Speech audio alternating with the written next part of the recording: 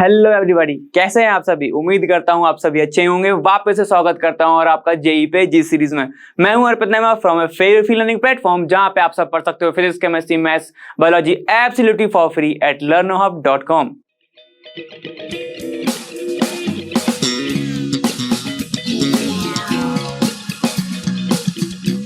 तो पिछले कुछ वीडियोस में हमने सबसे पहले तो अपने बेसिक टर्म्स के बारे में देखा था, जिसमें अपन ने एटॉमिक वेट, मॉलिक्यूलर वेट के मास के बारे में अपन ने पूरा डिस्कशन करा था। ठीक, उसके बाद हमने कुछ और टर्म्स देखे थे। सबसे इंपॉर्टेंट जो आपके चैप्टर में था वो था मोल कंसेप्ट, अपन ने वहां पर डिस्कशन खत्म कर चुके थे, और लॉ ऑफ केमिकल कॉम्बिनेशन भी अपन ने वहां पर खत्म कर दिया था। ठीक है, अब कुछ और टर्म्स आते हैं जो और भी ज्यादा इंपॉर्टेंट है, जिसमें मैंने आप सभी से पिछली बार बताया था कि कुछ अपन एडवांस के क्वेश्चन यहां पर डिस्कस करेंगे। और सबसे पहले तो आप सभी से मैं एक आंसर चाहता हूं कि आप सभी नोट्स और प्रिपरेशन कैसी चल रही है, अच्छी चल रही है, नहीं चल रही है, ये जरूर बताएं। ठीक है, और आपको अभी तक कोई दिक्कत आया है या नहीं आया है, ये सारी की सारी बहुत सारी चीजें इंपॉर्टेंट है हम सभी को जानने के लिए। ठीक है, और आपको खुद भी जानने के लिए आपसे क्या अभी अच्छे से आ रहा है, क्या नहीं आ रहा है, क्या आपका स्ट्रॉन्ग पॉइंट है, क्या आपका वीक पॉइंट है। अगर आप सभी अभी से जानना स्टार्ट कर दिए तो बहुत ही ज्यादा जल्दी आप अपने गोल को अचीव कर सकते हो, क्योंकि फिर हम वीक पॉइंट पर ज्यादा ध्यान देंगे ना थोड़ा सा, और स्ट्रॉन्ग पॉइंट पे क्योंकि हमें पता ही है वो स्ट्रॉन्ग है तो हम थोड़ा कम ध्यान देंगे।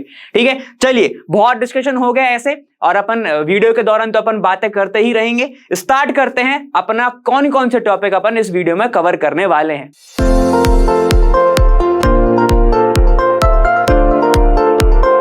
अब जितने लोग जानते हैं या जितने लोगों ने दो वीडियो देखी हुई हैं, उनको पता है कि ये जो सीढ़ियां जा रही हैं ये कहां पर जा रही हैं।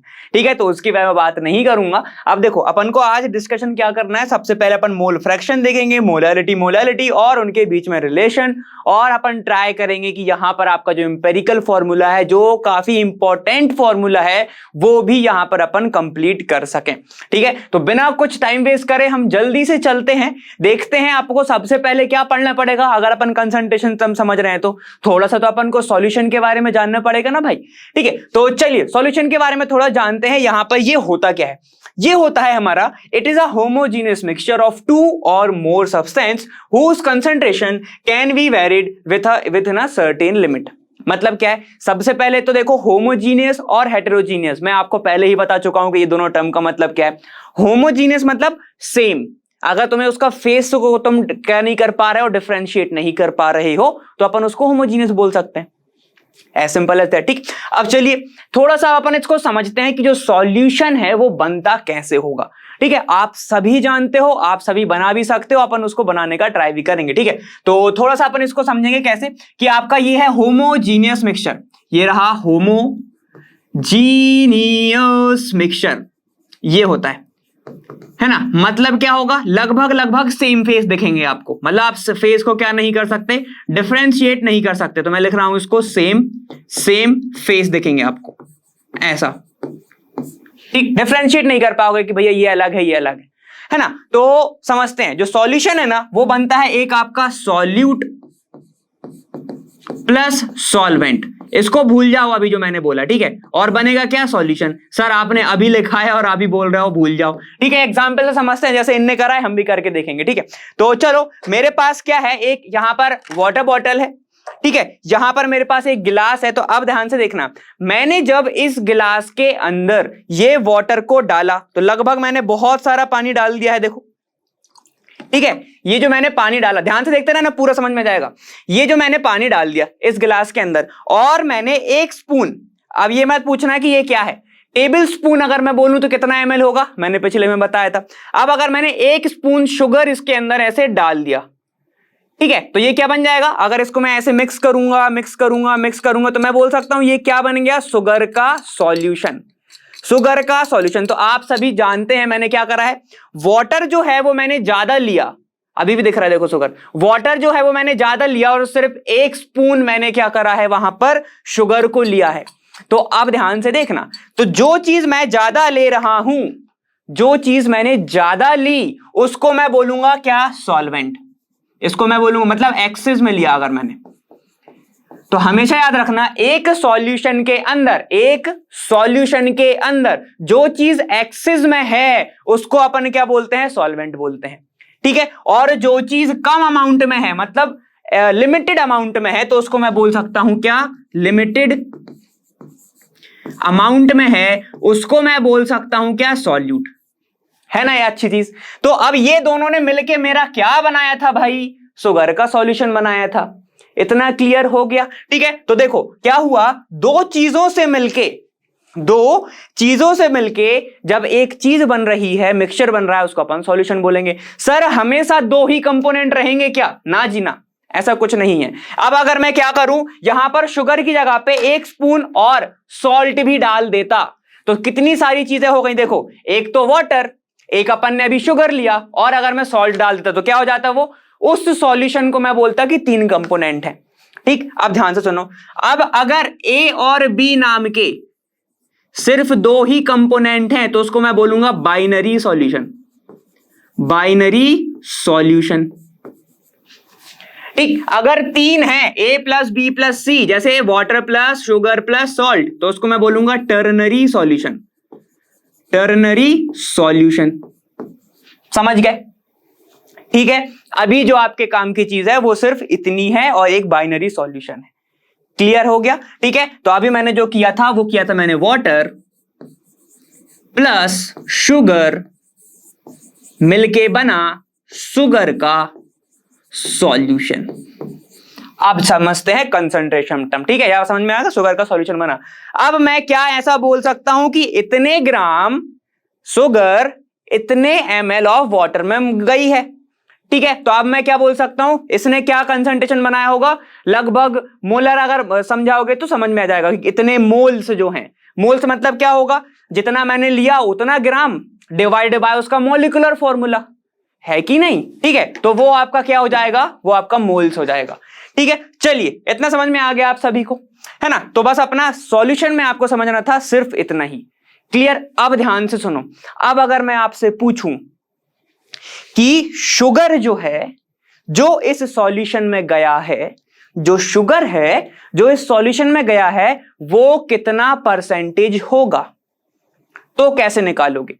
जब हम ऐसी चीजों की बात करते हैं, जब हम ऐसे टर्म की बात करते हैं, तब हमें पढ़ना पड़ता है क्या, अपना मास परसेंटेज, ठीक। मास परसेंटेज पढ़ना पड़ता है। आप सभी को पहले वाले चैप्टर में है वो वेट बाय वेट से है, मैं आपको तीनों बता दूंगा मास परसेंटेज कंपोनेंट के लिए कैसे निकालते हैं, ठीक, समझ में आ गया।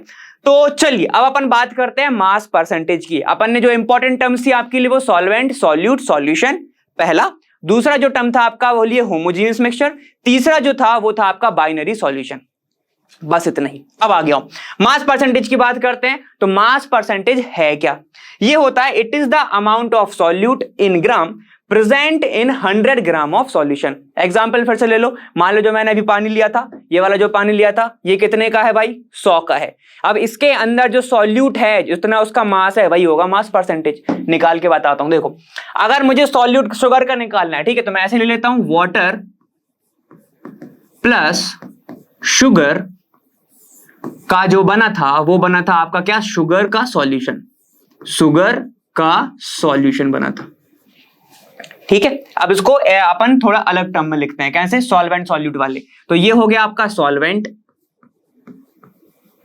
ये हो गया आपका सॉल्यूट, और मिलके बनाया इनने क्या, सॉल्यूशन, ठीक है। तो सॉल्वेंट को ज्यादातर ए माना जाता है, इसको ज्यादातर बी माना जाता है, और सॉल्यूशन को कुछ नहीं मानते सॉल्यूशन को कुछ नहीं मानते, ठीक है। तो चलिए अब अपन निकालते हैं। यहां पर लिखा हुआ it is the amount of solute in gram present in 100 gram of solution. कैसे निकालते हैं, तो देखो मास परसेंटेज का फॉर्मूला क्या होता है, मास परसेंटेज, ठीक है। ये अपन पढ़ रहे हैं वेट बाय वेट, ऐसा, ठीक है। मतलब कि दोनों की दोनों चीजें जो क्या है वो मास में है, क्लियर हो गया, ठीक है। तो यहां पर क्या हो जाएगा, देखिए ये हो जाएगा आपके पास mass of solute divided by total mass of the solution, total mass of the solution. Percentage है तो इंटू 100 से करना पड़ेगा। इस फॉर्मूले से आप निकाल सकते हो। समझ में आ गया? ठीक है, तो अपन इसको अगर निकालना चाहें तो कैसे निकालेंगे? जो शुगर वाला था, मान लो जो मैंने शुगर डाली वो 5 mg डाली, ठीक है, और जो मेरा वाटर है वो भी ग्राम में चलेगा अभी, क्योंकि अपन मास परसेंटेज पढ़ रहे हैं, वेट बाय वेट पढ़ रहे हैं, तो वो भी चलेगा ग्राम में। तो मान लो 95 ग्राम क्या था आपका? वो था आपका वाटर, ठीक है। तो मास परसेंटेज कितने का आ जाएगा? देखो भाई, मास परसेंटेज ऑफ सॉल्यूट कितना है? 5 है। डिवाइड कर दो, टोटल मास कितना हो जाएगा फिर? 5 + 95, 100 इंटू 100, तो कितना परसेंट आ गया? 5%। ऐसे निकलता है। क्लियर? यहां तक समझ में आ गया सभी को? ठीक है, तो ये वाला जो फॉर्मूला है ये आपके लिए बहुत ही ज्यादा मेन है, ठीक है, बहुत जगह आपको ये चीज लगने वाली है। इसको अपन बोलते हैं mass percentage wait by wait. Clear? Wait by wait. अब चलो वेट बाय वेट को थोड़ा सा अपन और थोड़ा ओपन करके समझते हैं। तो ये वाला जो वेट है ये बताता है सॉल्यूट, और ये वाला जो वेट है ये बता रहा है आपको सॉल्यूशन, ठीक है, ऐसे समझ लो, solute upon solution, solute upon solution. Clear? समझ में आ गया? ये हो गया आपका मास परसेंटेज। और भी होते हैं, क्या होता है? एक होता है आपका मास बाय वॉल्यूम, ठीक है, तो मैं इसको लिख रहा हूं ऐसे, weight by volume, weight by volume percentage, volume percentage एक ये होता है। नाम से ही समझ में आ रहा है। इसको जरा शॉर्ट में करके देखो, क्या दिखेगा? ये W/V परसेंटेज, ऐसा। चलिए थोड़ा ओपन करते हैं इसको। कैसे लिखेंगे? W मतलब क्या है? सॉल्यूट, और V का मतलब क्या है? सॉल्यूशन। इजी हो गया? इजी हो गया, ठीक है। तो mass percentage weight by volume क्या आएगा? Mass percentage weight by volume क्या आएगा? बहुत इजी है, ठीक है, करो। यहां पे हो जाएगा मास of solute, mass of solute divided by volume of solution, volume of solution into 10⁻²। अब ये 2 कहां से आ गया सर? आपने तो ये 2 बताया ही नहीं था। अरे 100 को ही तो 2 बोलते हैं, ठीक है। तो ये हो गया आपका एक और फॉर्मूला। ये वाला वही फॉर्मूला है जो अपन ने ये बनाया है, दिख रहा है? सॉल्यूशन किस फेस में बना है? लिक्विड फेस में, तो इसका क्या लोगे? वॉल्यूम लोगे ना, तो ये वॉल्यूम वाला आ गया। मास कितना लिया था आपने? मतलब जो शुगर ली थी वो सॉलिड में ली थी ना, तो वो शुगर का आ जाएगा इधर, इंटू 10⁻² कर देना। क्लियर है सर? फिर सर ये कब लगेगा? जब आप गोल्ड वगैरह में चीजें मिलाते हो तो ये वाला लगा सकते हो, वेट बाय वेट। उसमें तो मेटल ही मिलता है ना, मेटल तो ग्राम में ही होगा, ठीक। एक और हो सकता है आपका कौन सा? Volume by volume. एक और हो सकता है आपका क्या? Volume by volume. तो मैं यहां पे लिख रहा हूं वॉल्यूम बाय वॉल्यूम, है ना? ये तो आप समझ जाओगे क्या मतलब, V/V परसेंटेज। निकालो, इसको डिकोड करो जरा, क्या आएगा? चलो बताओ जल्दी से। ये हो गया आपका सॉल्यूट, है ना? ये हो गया आपका सॉल्यूशन। तो बचा ही क्या सर? अब तो कर लेंगे, पूरा पूरा दिख रहा है, ठीक है। तो यहां पे लिख रहा हूं मैं सिर्फ volume of solute divided by volume of solution into 10⁻², into 10⁻², ठीक है। ये क्या आ जाएगा आपका? वे वॉल्यूम बाय वॉल्यूम परसेंटेज, ये आ जाएगा। चलिए थोड़ा इसको भी समझे, ये कैसे बनता होगा सर? तो चलो, मेरे पास एक है नॉर्मल वाटर और एक मैंने आपके सामने अभी शुगर मिलाया है। तो अब अगर मैं इसको साथ में मिला दूं ऐसे ही, ठीक है, तो ये जो सॉल्यूशन बना ये V/V बना। क्यों? क्योंकि ये भी तो वॉल्यूम था और ये भी वॉल्यूम था, साथ में मैंने मिला दिया उनको, तो क्या बन गया? यहाँ पे वॉल्यूम बाय वॉल्यूम सॉल्यूशन बन गया, ठीक है। छोटे अमाउंट में क्या दिख रहा है? ये दिख रहा है, तो ये सॉल्यूट लोगे। बड़े अमाउंट में क्या दिख रहा है? ये दिख रहा है। अरे कंपेयर कर लो, वॉल्यूम किसका ज्यादा दिख रहा है, ठीक है। तो ये दिख रहा है, तो ये सॉल्यूशन लो, ये आप क्या लोगे? सॉल्वेंट लोगे। क्लियर है? तो इन दोनों को जब प्लस कर दोगे तो टोटल क्या जाएगा आपका? वॉल्यूम ऑफ सॉल्यूशन आ जाएगा। ऐसे भी निकाल सकते हो। क्लियर है ना? तो ये हमारी बात हो गई किसको लेके? मास परसेंटेज को लेके। अब क्वेश्चन कैसे बनते होंगे, ठीक है, ये अपन ने सारे फॉर्मूले यहां पर निकाल लिए। क्लियर? इसका जरा बताओ, एक बात बताओ, इसका जो यूनिट आएगा वो क्या आएगा? kg/kg, तो 0 यूनिट। यहां पे kg/लीटर तो हो सकता है। यहां पर क्या है देखो, वॉल्यूम बाय वॉल्यूम मतलब 0 यूनिट। समझ में आ गया? ठीक है, तो ये सारे के सारे क्या थे आपके मास परसेंटेज को लेके चीजें थी। क्लियर? अब अपन आगे चलते हैं थोड़ा सा और देखते हैं प्रॉब्लम कैसे पूछे जाते हैं। तो ये जो प्रॉब्लम है आपसे पूछा गया है यहां पर जेईई मेन 2023 13 अप्रैल एकदम सुबह सुबह ये क्वेश्चन बच्चों के सामने रख दिया गया था। ठीक है, चलिए सेम चीजें लगेंगी आपकी, यही चीजें यहां पर लगने वाली है। ठीक है, तो सबसे पहले ये लिख लो, फिर अपन आगे चलेंगे। मैं साइड में ही खड़ा हूं। चलिए अब अपन बात करते हैं आगे कौन सा है। एक क्वेश्चन है जो कि बहुत रिलेटेड करोगे आप उससे, मास परसेंटेज से। क्या है देखो, an organic compound gives 0.220 gram of CO2 and 0.126 gram of H2O on complete combustion. एक साथ मत पढ़ो सर, चलो। मतलब कि इतना ग्राम मिल रहा है CO2, इतना ग्राम मिल रहा है H2O एक ऑर्गेनिक कंपाउंड को जब जलाया जा रहा है। ठीक है, combustion if the percentage of carbon is 24 then the percentage of hydrogen is, percentage पूछा है, परसेंटेज पूछा है, ये देखो परसेंटेज पूछा है। ठीक है, तो फॉर्मूला लगाओ, परसेंटेज ऑफ क्या पूछा है, ऑफ हाइड्रोजन पूछा है, तो क्या हो जाएगा mass of hydrogen, mass of hydrogen divided by total mass of compound, total mass of compound into क्या करने पड़ेगा, 10 की पावर 2 करना पड़ेगा, 100 है वो। ठीक है, चलो आ जाओ आगे। तो हमारे पास क्या क्या चीज नहीं है सर, हमारे पास कुछ ही नहीं है ना, हमारे पास मास ऑफ हाइड्रोजन है ना टोटल मास ऑफ कंपाउंड है। तो मास ऑफ हाइड्रोजन तो हम निकाल सकते हैं, क्योंकि सर हमने पढ़ा था आपसे कि मोल इज इक्वल टू क्या होता है ना, गिवन वेट होता है और डिवाइड बाय मॉलिक्यूलर वेट होता है, और मॉलिक्यूलर वेट ऑफ हाइड्रोजन तो मुझे पता है कि 1 होता है, मगर मोल नहीं है ना, मोल तो निकालना पड़ेगा। तो मोल कैसे निकालोगे, मोल कैसे निकालेंगे हम बताओ? चलो मोल निकाल के देख लेते हैं। हम सभी अगर वाटर का मोल निकाल लें तो एक स्टोइचियोमेट्री लग जाएगा, जो आपको आगे आएगा, उसमें मत घबराना। ठीक है, तो वो लग जाएगा। ध्यान से देखो कैसे निकालूंगा। मैं निकाल रहा हूं मोल ऑफ H2O। ठीक, क्या जाएगा, गिवन वेट कितना दिया है 0.126 है ना, 126 डिवाइडेड बाय 18 गिवन वेट। ठीक है, 18 7 जा 118 होता है। ठीक है, तो ये आ जाएगा। अब सबसे पहले तो इसका पॉइंट रिमूव कर लो, तो इंटू 10 की पावर 3 लिख देना नीचे, ये 0 हटा दो। ठीक है, ये हो गया, और पॉइंट लगाओगे तो 0 चलते जाएगा, वो 7.0, 10 की पावर 3 है तो ये कितना हो जाएगा 0.007। ठीक, ऐसा हो जाएगा, घबराओ मत उसमें। ये क्या है 7 टाइम चला गया, पॉइंट लगाओगे तो आगे कुछ तो आता रहेगा। ठीक है, चलो पॉइंट लगाओगे तो एक 0 और आ जाएगा, तो फिर 777 ऐसे कुछ तो चलता रहे। चलो छोड़ो, ठीक है, हमें मतलब है एक डिजिट से, तो वो आ गया। ठीक है, तो मोल्स ऑफ वाटर आ गए, मोल्स ऑफ वाटर आ गए। अब ध्यान से देखते रहना, क्या देखेंगे सर कि अगर मैं बात करूं 1 मोल ऑफ वाटर के अंदर, 1 मोल ऑफ वाटर के अंदर क्या है 2 मोल ऑफ हाइड्रोजन प्रेजेंट है। दिख रहा है, नहीं दिख रहा, H2O। ठीक, 2 है, 2 दिख रहा है, तो 2 मोल ऑफ हाइड्रोजन हो गए।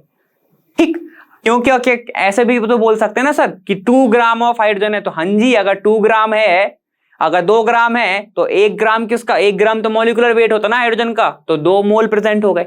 समझ गए ना, ग्राम को क्वांटिटी में बताते हैं, बताया था मैंने, क्वांटिटी को क्या होता है, मोल बोलते हैं। चलो, तो भाई 0.007 मोल ऑफ H2O के अंदर कितना होगा, एक के अंदर जब 2 हैं तो इतने के अंदर क्या होगा, इसका डबल होगा, तो x होगा। अल्टा पल्टी कर लो, x इज इक्वल टू कितना आ रहा है 0.014, तो ये क्या आ गया मोल ऑफ, ये आ गए हमारे पास मोल ऑफ हाइड्रोजन। मोल आ गया सर, गिवन वेट हम निकाल सकते हैं, हाँ जी बिल्कुल निकाल लो। तो given weight of hydrogen is equal to 0.014 है ना, 14 इंटू 1, तो कितना जाएगा 0.014। गिवन वेट कितना आ गया 0.014, ऊपर क्या पुट करेंगे 0.014। ठीक, क्लियर। अब सर वो तो आ गया, अब ना टोटल मास ऑफ कंपाउंड निकालना है। कैसे निकालेंगे, तो अब देखो, अगर मैं इस फॉर्मूले को थोड़ा तितर बितर करूं, तोड़ू मरोड़ू, तो क्या मैं उसको ऐसे लिख सकता हूं कि total mass of compound equal होता है ध्यान से देखना, मास ऑफ एलिमेंट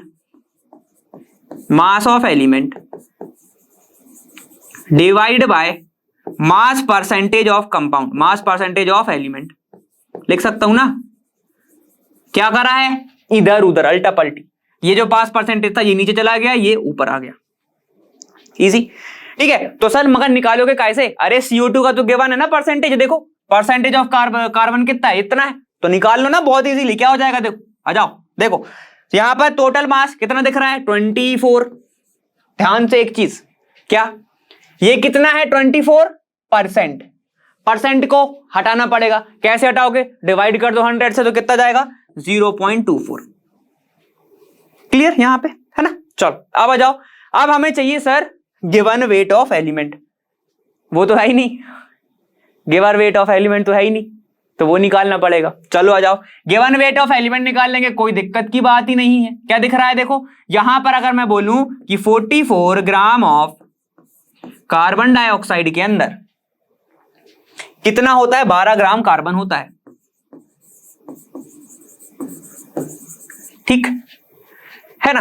तो क्या इससे निकाल सकते हैं, क्या इससे निकाल सकते हैं? सर पहले मोल तो निकालो, तो मोल तो निकालना पड़ेगा ना, तो मोल ऑफ CO2 निकाल लेंगे। चलो मोल ऑफ CO2 NCO2, तो यहां पे निकाल लेता हूं NCO2 क्या होगा, given weight upon molecular wait. Given weight है क्या, वही तो निकाल रहे थे, ठीक है। तो चलो गिवन वेट निकालना पड़ेगा, अपॉन मॉलिक्यूलर वेट करना पड़ेगा 44 जो कि होता है, ठीक है। ठीक है, इतने ग्राम ऑफ कार्बन के अंदर इतना होता है कार्बन, तो भाई 0.0220 ग्राम ऑफ कार्बन डाइऑक्साइड के अंदर कितना ग्राम ऑफ कार्बन होगा। तो चलो अल्टा पल्टी करो, x इज इक्वल टू कितना हो जाएगा, देखो 0.220 इंटू 12 डिवाइडेड बाय 44 हो गया ये, हो गया ये, ठीक है। अब क्या करना है, बस इसको सॉल्व कर लो जरा। तो ये जा रहा है लगभग, ये 2 दिख रहा है ना, तो मेरे को जरा 11 दिख रहा था, 11 से काट सकता हूं क्या, ठीक है। तो इसको मैं सॉल्व करूंगा तो 0.005 आ जाएगा, ऐसे है ना। अब देखो ये आ गया मेरे पास, तो मैं मोल निकाल सकता हूं, तो मोल ये तो अपने पास क्या आ गया, गिवन मास आ गया ना, ठीक है। चलो तो यहां पे अगर मैं लिखूं given weight is equal to, ध्यान से देखना, given weight is equal to कितना हो जाएगा 0.005 इंटू यहां पर मैं कर दूंगा 12 से, तो 0.060 ये आ जाएगा, ठीक है। ये आ गया given weight, given weight of क्या आ गया हमारा ये यहां पे, तो यहां पे पुट कर दो गिवन वेट 0.060, ये हो गया, क्लियर है। तो अब तो कुछ नहीं करना, ये अपना मास कितना जाएगा, फिर टोटल मास ऑफ कंपाउंड जाएगा, टोटल मास ऑफ कंपाउंड जाएगा यहां पे, ठीक है। तो चलिए ये जाएगा आपके पास 0.250 ग्राम, 250 ग्राम ये आ गया।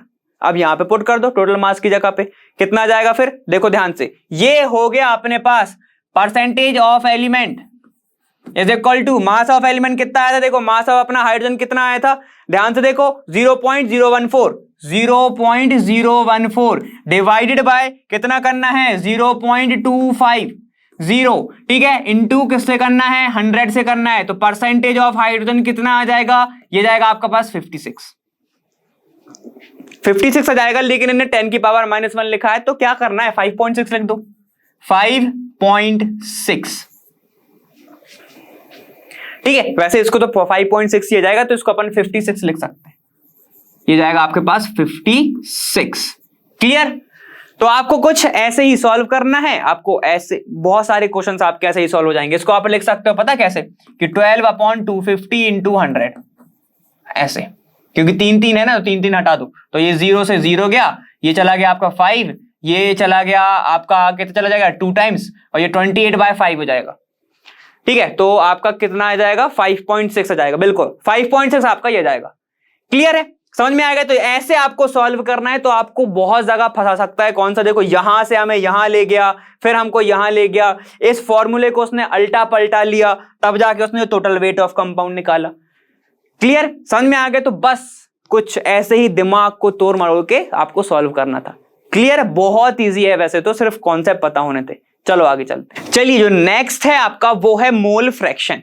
ठीक है, मोल फ्रैक्शन क्या होता है? It is the ratio of number of moles of particular component to the total number of moles of the solution. अब अपन ने पिछली बार बात करी थी मास परसेंटेज को लेके, तो वो मास ऑफ एलिमेंट था। यहां पर सब चीज सेम रहेगी, सिर्फ मोल्स की बात होगी। ठीक है, तो देखो मोल फ्रैक्शन को अपन शो करते हैं किससे? चाई से।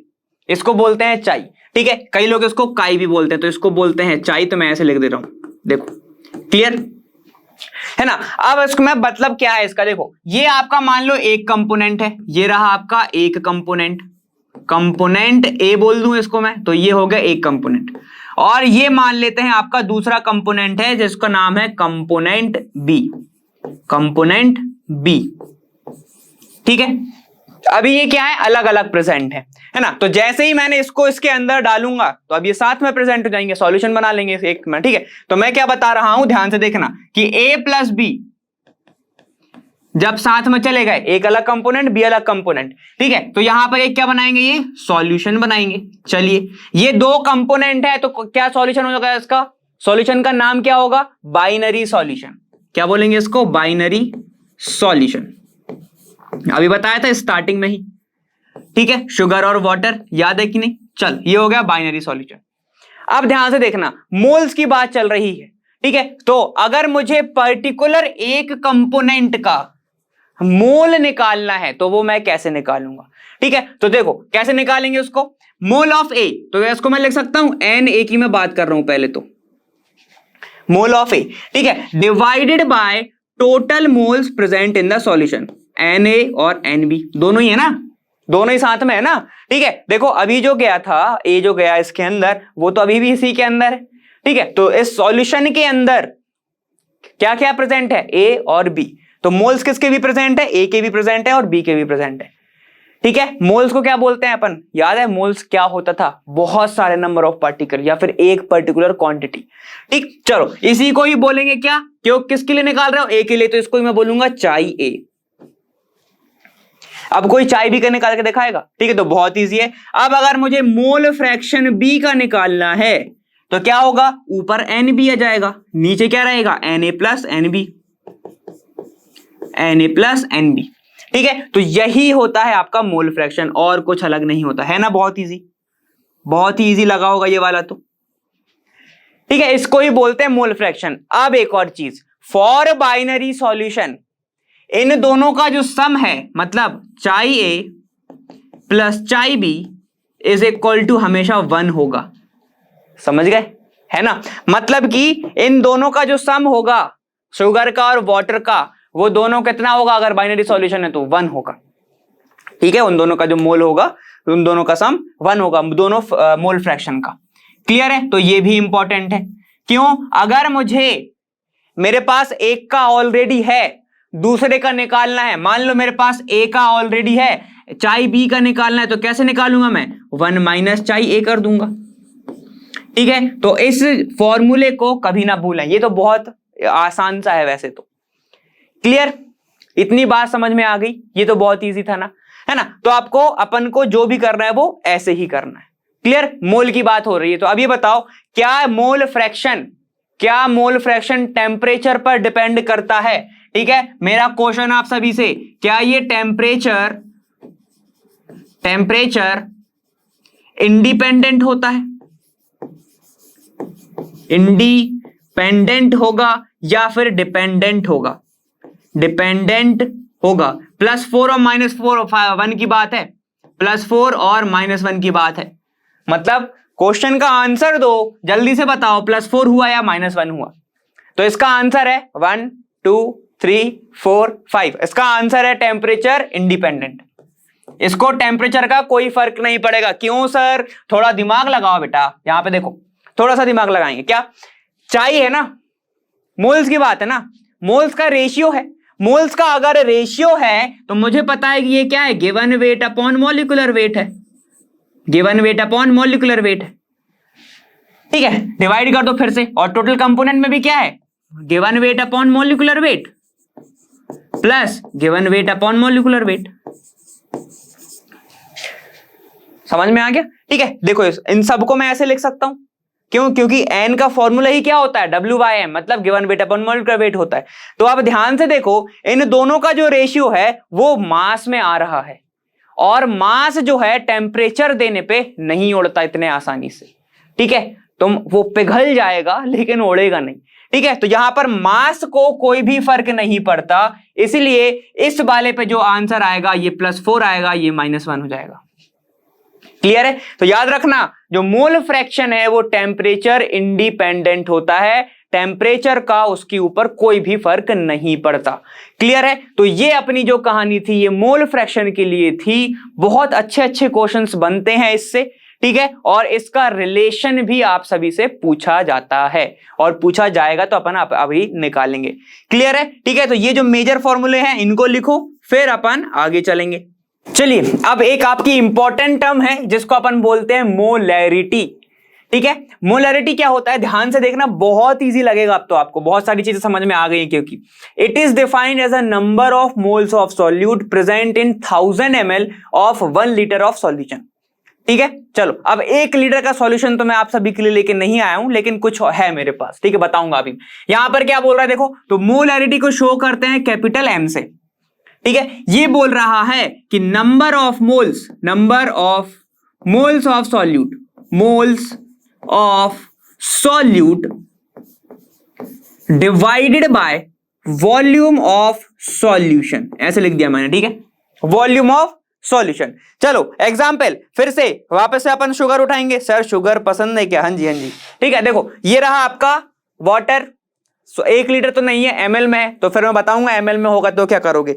तो मैंने क्या करा, मैंने शुगर ली, मैंने इसके अंदर डाल दी, कम अमाउंट में शुगर थी तो वो क्या हो गई, आपकी सॉल्यूट हो गई, ठीक है। तो ये जो बना, इसको मैं मोलैरिटी से कैलकुलेट कर सकता हूं, ठीक है। कैसे करूंगा मैं बस आपको चंद मिनटों में वो समझाऊंगा कैसे। मैंने अभी क्या करा, मैंने शुगर के जो क्रिस्टल थे वो इसके अंदर ऐसे डाल दिए, ठीक। शुगर के क्रिस्टल मैंने ऐसे ऐसे ऐसे ऐसे करके इसके अंदर ऐसे डाल दिए। ये क्या है, मेरा वाटर है, ब्लैक वाटर, विराट कोहली वाला पानी, ठीक है, अल्कलाइन पीता है वो, ठीक। ये है आपका शुगर, ये रहा आपका शुगर। चलिए, ठीक है, नींबू होता तो नींबू पानी बन जाता है ना। तो ये हो गया आपका चीज है। अब क्या समझते हैं इससे, थोड़ी चीज है और कि मास ऑफ सॉल्यूट कैसे निकालोगे, given weight upon molecular wait. अभी मैंने किस में लिया था, देखो, मोलैरिटी क्या हो जाएगा, molarity is equal to mass of solute को कैसे लिखूंगा मैं, given weight of B divided by molecular weight of B into volume of solution, क्योंकि मैंने ml में लिया है अभी के अभी, ठीक है। तो इनटू मेरे को किससे करना पड़ेगा, 1000 से ऊपर करना पड़ेगा। तो ये जो फॉर्मूला बना यही होता है आपका मोलैरिटी। क्लियर?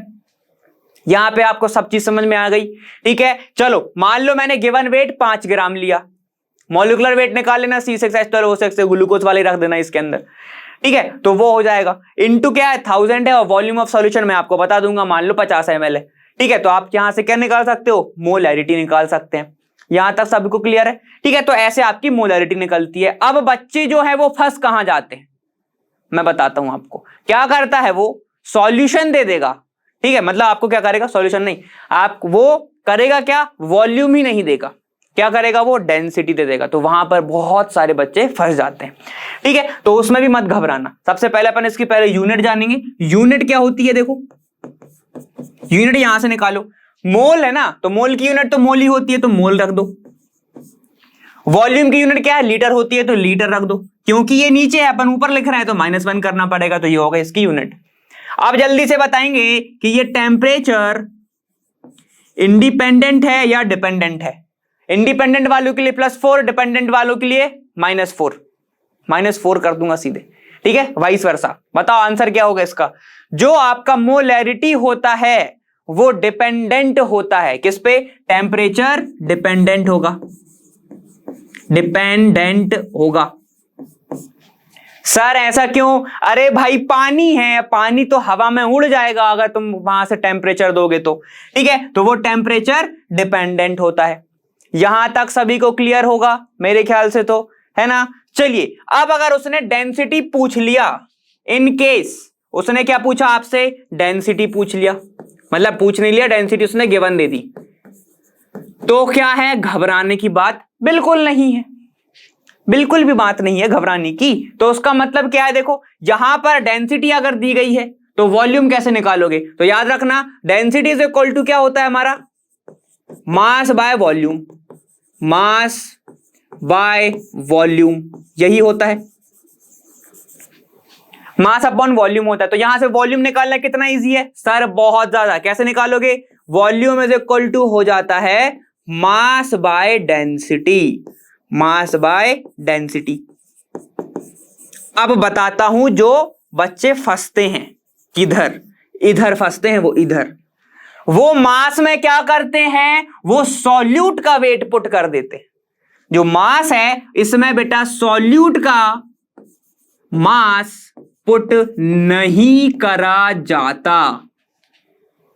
डेंसिटी किस चीज की ओर बात कर रहे हैं हम, यहां पर देखो क्या है, वॉल्यूम किसका निकाल रहे हो, सॉल्यूशन का ना। तो डेंसिटी में तुम मास में क्या पुट करोगे, मास ऑफ सॉल्यूशन पुट होगा। याद रखना ये बात, ठीक है, हमेशा याद रखना। यहां पर जब भी डेंसिटी तुम्हें निकालने को आए या फिर वो तुम्हें डेंसिटी दे और बोले मोलैरिटी निकालो, तो मास सॉल्यूट का पुट मत करना, किसका करना, सॉल्यूशन का पुट करना। सॉल्यूशन का मास जो है वही पुट होता है, ठीक है। ये -1, ये +4, ठीक है, ऐसे समझो तो थोड़ा और अच्छा लगेगा। क्लियर है। तो यहां पर बहुत सारे लोग जो है वो फंस जाते हैं, ठीक। अब सुनो सर, यहां पर ना फंसे तो इसका शॉर्टकट बता दो। तो इसका डायरेक्ट एक फॉर्मूला होता है, रिलेशन होता है, किसके साथ, मास परसेंटेज के साथ। तो वो क्या होता है, molarity is equal to 10xd divided by mb। ये डायरेक्ट रिलेशन होता है। सर यहां पर ये चीजें क्या क्या हैं तो समझते हैं, आपको सब पता है मेरे ख्याल से। तो 10 तो 10 है, चाई है, ये चाई मतलब क्या है आपका, मास परसेंटेज। तो मास परसेंटेज रख देना इधर, ठीक है, ABCD का, ठीक है, क्लियर। चलो D क्या है हमारा सर, डेंसिटी है, ये तो पता ही होता है, डेंसिटी, ठीक। चलो MB क्या है, MB है अपना molecular mass of solute, molecular mass of solute. आपको इसका एग्जाम्पल देखने के लिए इधर उधर जाने की भी जरूरत नहीं है। एनसीईआरटी में एक क्वेश्चन है नाइट्रिक एसिड को लेके, आप उसका एग्जाम्पल लेके इसका प्रैक्टिस कर सकते हो, ठीक है। और भी बहुत सारे आपको प्रैक्टिस करने के लिए बहुत सारे मिल जाएंगे, आपको हमारी वेबसाइट पर भी मिल जाएंगे, डीपीपी वगैरह। उसको सॉल्व करोगे तो आपका ये वाला जो है डाउट, अगर इसमें कुछ फंस रहे होगे तो नहीं फंसोगे। क्लियर है, ठीक है। तो ये जो दो टर्म हैं, दो आपके पास फॉर्मूले हैं, ये काफी ज्यादा इंपॉर्टेंट है ना। तो ये हो गया हमारा मोलैरिटी को लेके। कुछ अगर इसके लिए क्वेश्चंस वगैरह अपना होगा तो अपन आगे देखेंगे, ठीक है। तो अपने पास फिर मोलैरिटी है वो अपन देखेंगे। अब एक चीज और, ठीक है, तो दूसरा बीकर कैसे आया सर, तो एक चीज और मैं आपको यहां पर समझाना चाहता हूं, इतना लिखो फिर मैं समझाऊंगा। चलिए अब एक नया सा कॉन्सेप्ट समझते हैं, कैसे समझोगे, ध्यान से देखना। अगर मैं अभी क्या बोलूं, मैंने अभी एक सॉल्यूशन बनाया था तो इसकी कुछ मोलैरिटी होगी क्योंकि इसके अंदर शुगर मिला हुआ है। अब अगर मैं इसके ऊपर और ऐसे करके पानी डाल दूं, ऐसे करके मैं पानी डाल दूं, तो और अब मैं आपसे पूछूं कि जरा अब बताओ कि इसकी मोलैरिटी जो है वो क्या होगी, इसकी जो मोलैरिटी है वो क्या होगी। तो अपन वो कैसे निकालते हैं, ठीक है। तो अब आपको थोड़ा सा लॉजिक लगाना पड़ेगा, ठीक है। मान के चलते हैं यहां पर मैंने क्या है, इसके पास सिर्फ H2O प्रेजेंट है, ठीक, ये आपका सॉल्वेंट हो गया। और ये है इसका आपके पास, इसके पास M1 है मोलैरिटी इसकी, और आप अभी इसका कुछ वॉल्यूम भी है, तो वॉल्यूम में उन दोनों को ले रहा हूं M1V1, ठीक, इतना समझे। अब मैंने क्या करा, पानी मिलाया, पानी मिलाया तो वॉल्यूम क्या हो गया, बढ़ गया, ठीक। अब ध्यान से सुनना, क्या मोल्स बढ़े, क्या मोल्स ऑफ प्रीवियस वन और मोल्स ऑफ सेकंड वन अलग अलग होंगे, बताओ होगा क्या। यहां पर ध्यान से ध्यान देखना, मैंने अभी पानी सिर्फ मिलाया है, वॉल्यूम सिर्फ बढ़ाया है, ठीक है। मैंने दूसरा मोलैरिटी का सॉल्यूशन नहीं मिलाया उसमें, समझ पाए, दूसरा मोलैरिटी का सॉल्यूशन नहीं बनाया। तो यहां पर मैं बोल सकता हूं कि जो मोल्स पहले थे वही मोल्स फाइनल में भी होंगे, मोल्स थोड़ी चेंज कर रहे हैं, मैंने शुगर थोड़ी डाली है, मैंने सॉल्वेंट डाला है, वाटर डाला है, ठीक है। तो इसको ही बोलते हैं molarity on dilution, molarity on dilution. Dilution का मतलब कि आप पानी मिला रहे हो, डाइल्यूट कर रहे हो, वॉल्यूम ज्यादा कर रहे हो, वही चीज, ठीक है। इतना समझ में आ गया। तो मोल्स जो होंगे वो क्या होंगे, हम सभी जानते हैं मोलैरिटी क्या होता है, मोलैरिटी होता है मोल्स अपॉन वॉल्यूम। तो मुझे अगर मोल्स निकालना है तो मोल क्या हो जाएगा, N इज इक्वल टू हो जाएगा मोलैरिटी इंटू वॉल्यूम, ठीक है। तो बस यहां पर पुट कर दो। तो स्टार्टिंग का जो था वो था M1V1, तो फाइनल का इक्वल होगा वो M2V2। ये देखो, ये रहेगी आपकी, यहां से आप मोलैरिटी निकालोगे। ये एक और रिलेशन हो गया, कौन सा वाला, ये, क्लियर, ठीक है। अब अगर अलग अलग मोलैरिटी होती तो, अब अगर अलग अलग मोलैरिटी होती तो दोनों को प्लस कर देते तो फाइनल आ जाता। तो मैं उसको लिख सकता हूं M final V final is equal to M1V1 plus M2V2, ऐसा भी लिख सकता हूं।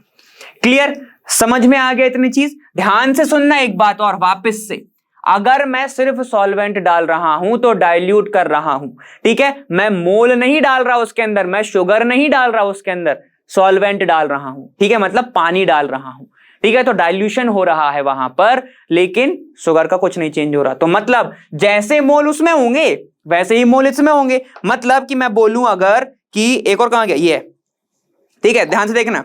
अगर शुगर के यहां पर पास पास मोल थे तो यहां पर भी वही मोल होंगे लेकिन दूर दूर होंगे, ठीक है। तो मतलब मोल्स चेंज नहीं हुए, उनके बीच की हो सकता है डिस्टेंस जो है वो चेंज हो गई हो, ठीक, समझ में आ गया। अब एक और चीज, जो मोलैरिटी है, जो आपकी मोलैरिटी है, अगर आप डाइल्यूशन कर रहे हो तो मोलैरिटी कम होती है ऑन डाइल्यूशन, मतलब वॉल्यूम बढ़ाने पर, वॉल्यूम बढ़ाने पर। कैसे पता चला, देखो आपस में क्या रिलेशन दिख रहा है, इनवर्सली प्रोपोर्शनल दिख रहा है, मोलैरिटी ऊपर है वॉल्यूम नीचे है, तो इनवर्सली प्रोपोर्शनल का रिलेशन है, ठीक है। तो आप ये बात भी ध्यान रखेंगे कि जो मोलैरिटी होती है वो कम होती है वॉल्यूम को बढ़ाने पर। यहां तक सभी को क्लियर, ठीक है। चलिए, तो ये आपका जो शब्द था मोलैरिटी के बारे में था, मोलैलिटी के बारे में अपन डिस्कशन करते हैं। चलिए, मोलैरिटी का भाई, मोलैलिटी ये क्या है, देखो, it is defined as the number of moles of solute present in 1000 mg और 1 kg ऑफ सॉल्वेंट, ठीक है। तो जरा अभी किसी को अगर याद है पिछली वाली डेफिनेशन, तो उसमें क्या था, देखो ये है लीटर, यहां पे क्या है, देखो ये है आपका mg और kg, पीछे क्या था, देखो ये है सॉल्यूशन, यहां पे क्या है, देखो सॉल्वेंट, पूरा सेम है, पूरा सेम, ठीक है। तो मोलैलिटी को हम स्मॉल m से शो करते हैं क्योंकि वो लिटिल है, लिटिल, मोलैलिटी लिटिल है, ठीक है। तो अपन स्मॉल m से शो करते हैं, ठीक है। तो ये क्या हो जाएगा, number of moles of solute, same रहेगा, moles of solute divided by, ध्यान से सुनना, weight of solvent, weight of solvent किस में, केजी में, नहीं तो इनटू ऊपर 1000। क्लियर, यहां पे समझ में आ गया। चलिए इसको अलग अलग करके लिखते हैं, कैसे देखेगा, एन बी है ना, तो इसको मैं लिख सकता हूं, ये एन बी है ना, बी अपन मतलब सॉल्यूट को लेके चलते हैं, तो ये क्या हो जाएगा, given weight upon molecular weight into आपका वॉल्यूम ऑफ, वॉल्यूम नहीं, वेट ऑफ सॉल्वेंट इनटू 1000।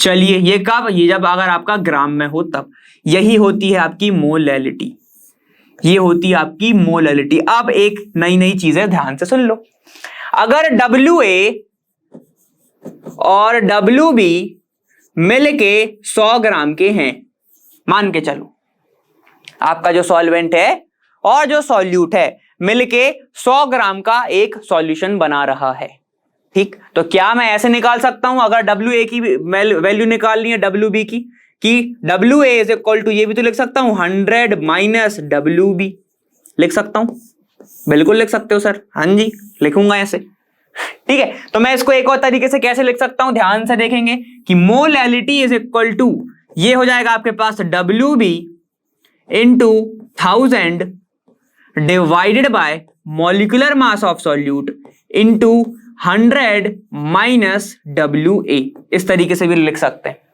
ये कब लिखोगे, जब आपके पास गिवन हो सॉल्यूशन इतने ग्राम का बन रहा है और जब आपके पास WA जो है वो हो, ठीक है, मतलब WB जो है वो हो आपके पास, सॉरी ये WB है, WA नहीं है ना, तो आप इस टर्म में भी लिख सकते हो। क्लियर है? चलिए अब 2-3 बातें +4 -1 वाली। कौन सी? क्या ये टेम्परेचर डिपेंडेंट है या इंडिपेंडेंट है? सर ये वाली जो है ना टेम्परेचर डिपेंडेंट होगी। बिल्कुल सही, जिसने बोला है ये चीज उसको पूरे के पूरे -1। क्यों बोला सर? क्योंकि ये होगी आपकी इंडिपेंडेंट। क्या होगा ये? इंडिपेंडेंट। क्यों होगा? क्योंकि हर जगह मास वाला टर्म आ रहा है, इसलिए जहां भी मास सिर्फ प्रेजेंट है तो वो आपका टेम्परेचर इंडिपेंडेंट होता है। इसकी यूनिट जल्दी से बता दो सर। इसकी जो यूनिट होगी ना वो होगी आपकी केजी इनवर्स और मोल। मोल केजी इनवर्स लिखना, ठीक है, उल्टा लिखा है सर ने, है ना। मोल केजी इनवर्स इसकी यूनिट होगी। क्लियर? सर इसका कोई रिलेशन है क्या चाय के साथ? बिल्कुल है। ठीक है, तो देखो यहां पर मोलैरिटी कैसे निकाल सकते हैं हम? मोलैरिटी इज इक्वल टू होता है चाय बी अपॉन चाय ए इंटू 1000 डिवाइडेड बाय MA। ये रिलेशन होता है भाई। ये कैसे आया सर? एक काम करना, इसको ओपन करके लिख लेना। कैसे? इसको ओपन करके, आपका यहां पे क्या है? NB है ना। NB को मैं अलग टर्म में भी लिख सकता हूं। चाय क्या होता है अपना? चाय भी क्या होता है? चाय भी चाहिए वो होते हैं moles of solute upon moles of solvent ही तो होता है। तो आप ऐसे निकाल सकते हैं। ठीक है, given weight upon molecular, given weight of compound upon क्या होता है? टोटल वेट ऑफ कंपाउंड, वहीं से निकाल लेना तो आपका ये आ जाएगा। क्लियर? समझ गए? तो ये होती है आपकी मोलैलिटी। क्लियर? ठीक है, अब इसके बाद एक और रिलेशन होता है किसका? मोलैरिटी और मोलैलिटी के बीच में, वो मैं बताता हूं आपको। अगर आपसे कभी ऐसा पूछ लिया कि मोलैरिटी गिवन है, मोलैलिटी निकाल दो, तो कैसे निकालोगे? बहुत सिंपल है। तो मोलैलिटी इज इक्वल टू होता है आपका, यहां पर देखो क्या क्या चीजें होती है उसमें मोलैरिटी में? 1000 तो होगा ही होगा, तो लिख लेना ऐसे 1000 M divided by 1000 D minus MMB। MMB होगा कि A होगा? A होगा, बिल्कुल। यहां पर ये क्या क्या है सर?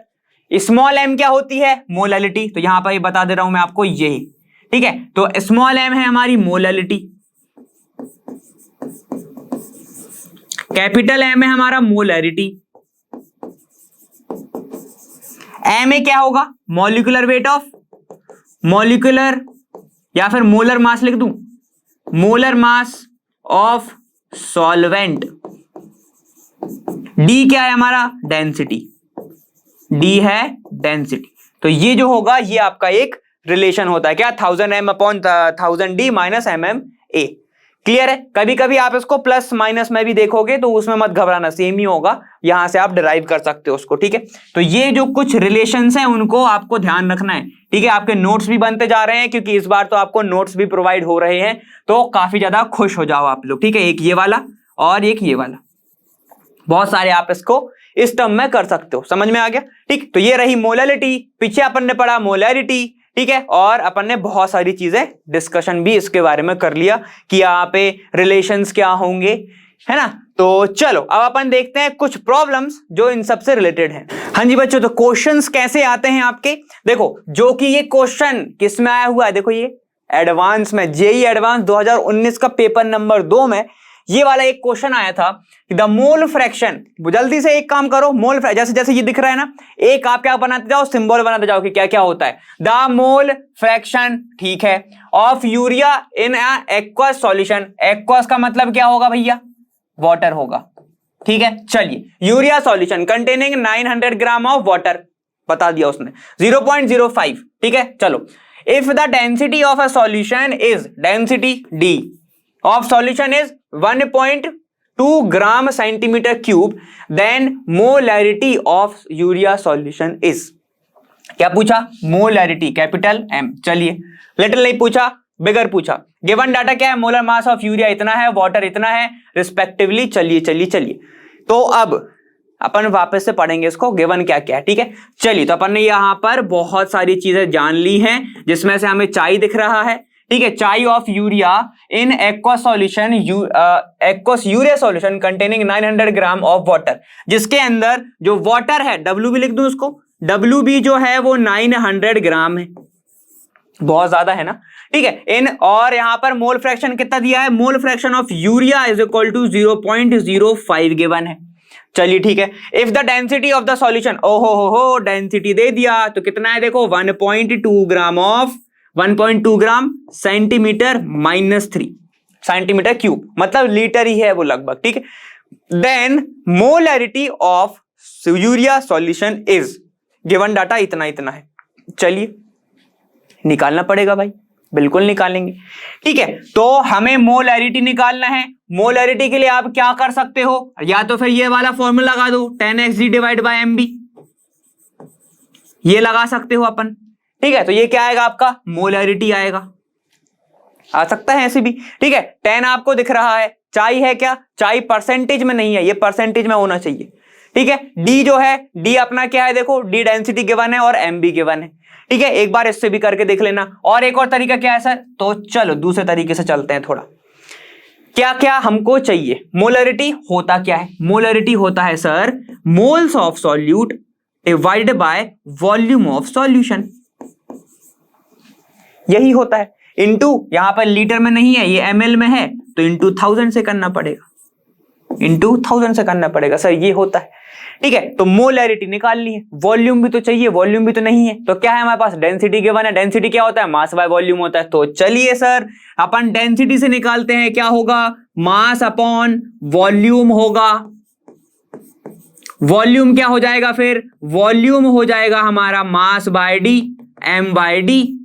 सर पुट कर दो 900 डिवाइडेड बाय 1.2, नहीं नहीं नहीं, 900 तो वाटर का है, ऐसे थोड़ी करना है, ठीक है। तो हमें क्या चाहिए, total mass of solution, total mass of solution चाहिए, ठीक है। बिल्कुल कंफ्यूज मत होना, डिवाइड में हमें चाहिए है वॉल्यूम, है ना, वॉल्यूम ऑफ सॉल्यूशन बताया था अभी। चलिए टोटल मास के लिए हमारे पास एक का तो मास है, दूसरे का नहीं है, दूसरे का निकालना पड़ेगा। तो अब सर वो कहां से निकालें, अरे भाई इसलिए तो उसने क्वेश्चन दिया है थोड़ा फंसाने के लिए, निकालते हैं ना। हमारे पास क्या देखो, चाई यू है, चाई यू क्या होता है सर, यहां पर मतलब मोल फ्रैक्शन ऑफ यूरिया है, तो इसको मैं ऐसे लिख सकता हूं कि चाई यू इज इक्वल टू, ये क्योंकि सॉल्यूट है तो मैं ऐसे लिख रहा हूं NB divide by Na plus NB।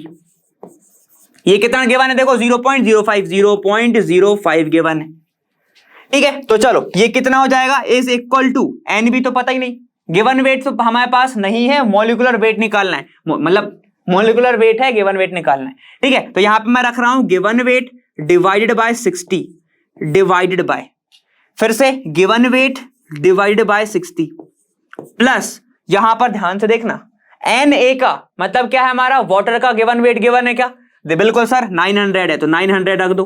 Molecular weight 18 होता है, चलिए सर ठीक है, 18 5 या 90 होता है, तो ये 50 टाइम चला जाएगा, वो भी ठीक है, ठीक है। चलो इसको सॉल्व करते हैं इधर पे, है ना। तो ये हो जाएगा आपके पास 0.05 is equal to W upon 60 divided by, बहुत लंबा, इसका एलसीएम ले लो, तो ये हो जाएगा W प्लस कितना हो जाएगा, 60 इंटू 50, 6 और 5 30 और 2 0, तो ये हो जाएगा आपके पास 30 2 0 3000 डबल डिवाइडेड बाय 60, ठीक है। ये 60 गेलो, ठीक है। तो ये कितना हो जाएगा देखो, ये हो जाएगा आपके पास 0.05 is equal to W upon W plus 3000, इसको कैलकुलेट कर लो, तो 0.05 W प्लस ये हो जाएगा आपके पास 0.05 into 3000 is equal to W एक साइड ले लो, ठीक है। इसको यहां पे लेके आ रहा हूं मैं, तो ये हो जाएगा आपके पास 1 माइनस 0.05, ये W हो गया, इज इक्वल टू, इसको कैलकुलेट कर लो तो ऐसे लिख लेना 5 इंटू 300 डिवाइड बाय 100, इजी हो जाता है इससे, 2 से 2 का सम, 2 से 2 खत्म, कितना हो गया देखो भैया 150 हो गया, ठीक है। इसको कर लो तो कितना जाएगा 0.95 W इज इक्वल टू कितना आ गया 150 डिवाइडेड बाय 0.95, ये क्या आ रहा है हमारा गिवन वेट आ रहा है, ठीक है। तो W इज इक्वल टू कितना जाएगा, देखो W आ गया हमारा 157.8, आहा आहा आ गया।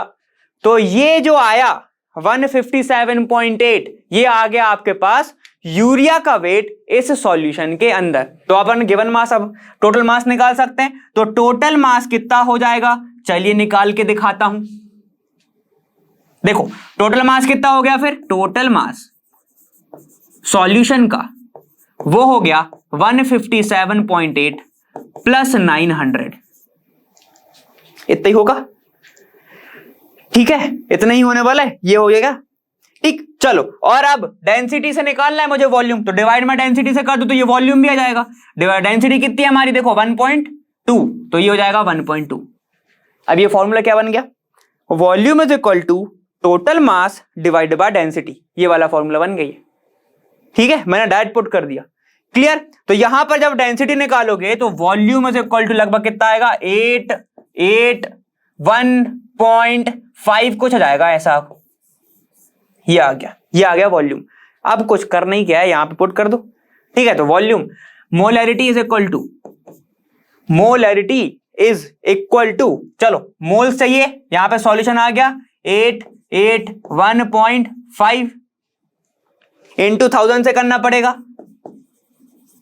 अब हमें चाहिए सिर्फ मोल्स में क्या चाहिए, बहुत इजी, मोल्स तो आप बहुत इजीली निकाल लोगे। 60 तुम्हारे पास दिख रहा है, ये मोलर मास है, और गिवन वेट कितना आ गया 157, तो इसको डिवाइड कर लो, 157.8 डिवाइड बाय 60,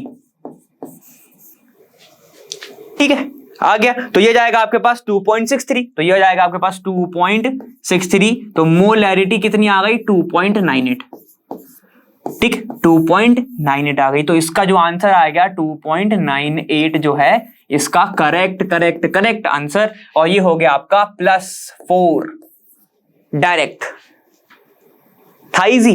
देखो यहां पर फंसाया उनने कहां, ध्यान से देखना, ठीक है। सबसे पहले तो उनने मोल फ्रैक्शन दिया, हेल्प कर रहे हैं वो आपकी, मोल फ्रैक्शन दिया, एक्वस यूरिया सॉल्यूशन है भैया, यहां पे आपको गिवन मास किसका दिया, वाटर का दिया, ठीक। तो आपसे पूछा डेंसिटी भी दे दिया आपको और मोलैरिटी पूछ लिया, ये फॉर्मूला लगा लो अगर लग रहा है तो, ये लगा लो, वरना इससे चल लो, ये भी बिल्कुल टफ नहीं है, कैलकुलेशन आपको जल्दी कर लोगे आप, मेरे को पता है, क्योंकि अपन इतने बड़े हैं उसके कर रहे हैं तैयारी, तो ये सब जल्दी हो जाता है। ध्यान से देखना, कुछ नहीं हुआ, मोल फ्रैक्शन दे दिया और यहाँ पे वो दे दिया, वाटर का मास दे दिया, तो मैं निकाल सकता हूं NB और NH, हम सबको पता है। मोल निकाल लिए, क्योंकि इनने क्या दे दिया, देखो हमें यहाँ पर मोलर मास भी गिवन है, मोलर मास भी हमें देखो यहाँ पे गिवन है, तो इन सब से हमने ये सारी चीजें निकाल ली, बहुत ईजी, ठीक है। यहां से मुझे मिल गया गिवन वेट किसका, यूरिया का, और अगर एक बार गिवन वेट मिल गया तो फिर सोचो आधे से ज्यादा काम हो गया, क्यों, क्योंकि फिर मैं क्या निकाल सकता हूं गिवन वेट से, मोल्स निकाल सकता हूं, तो यहां पे मोल्स मिल गए, गिवन वेट ये मिल गया, मोलर मास उसने दिया था तो मोल्स मिल गए।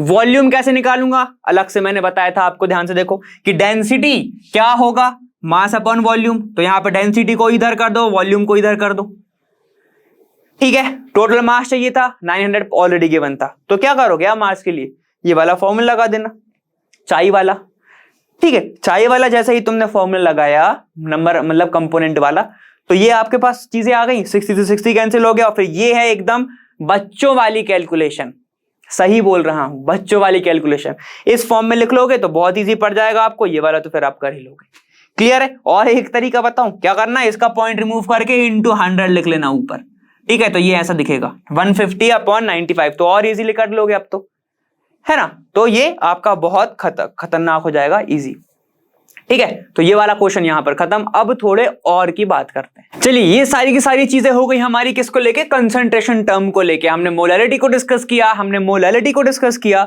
मोल फ्रैक्शन और बाकी सारी चीजें, मतलब पूरे मास परसेंटेज को अपन ने यहां पर डिस्कशन कर लिया। अब आता है आपका कौन सा, स्टोइचियोमेट्री, ठीक है। स्टोइचियोमेट्री भी बोलते हैं, स्टोइकियोमेट्री भी बोलते हैं कई लोग, ठीक है। तो उसको अपने हिसाब से जैसे भी आपको पसंद आता है। अब ये क्या होता है भाई, ठीक है। The word stoichio is derived from 2 Greek word, stoichion meaning element and metron मतलब मेजर, मतलब कि किसी भी एलिमेंट को मेजर करने के लिए ये टर्म को बनाया गया। ठीक है, तो कैलकुलेशन किस किस चीजों की होती होगी इसमें, यहां पर अपन पढ़ते हैं calculation based on weight by weight, weight weight relationship के बारे में, वेट वॉल्यूम रिलेशनशिप के बारे में, वॉल्यूम वॉल्यूम और यहां पे वेट वॉल्यूम एनर्जी रिलेशनशिप के बारे में यहां पर अपन डिस्कशन करते हैं।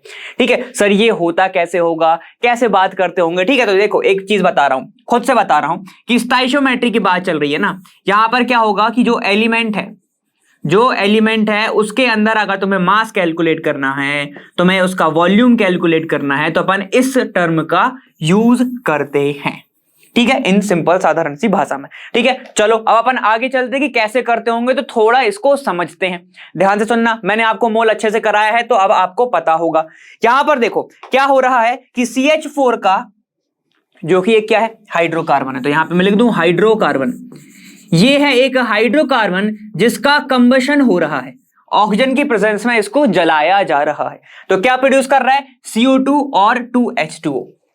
अब देखो वर्डिंग में अगर मैं लिखना चाहूं तो मैं कैसे लिख सकता हूं, ध्यान से देखिएगा। मैं ऐसा लिख सकता हूं कि 1 मोल ऑफ CH4 ठीक is reacting with 2 mole of oxygen to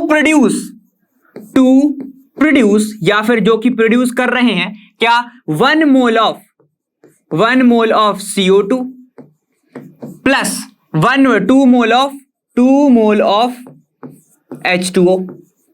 लिख सकता हूं, ठीक लिख सकता हूं। ये जो आगे का वर्ड दिख रहा है आपको, मैं आपको अच्छे से लिख के बताता हूं। यहां पे CH4 प्लस O2 जो कि दे रहा है आपको क्या, CO2 प्लस 2H2O।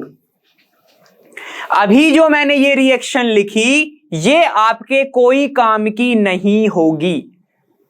कब तक नहीं होगी सर, जब तक आप बैलेंस ना कर दो। तो यहां पर आप इसको बैलेंस करो, यहां पर 2 लगाओ, अब ये जो रिएक्शन है आपके काम की होगी। अब आपका स्टोइचियोमेट्री जो है वो काम आएगा।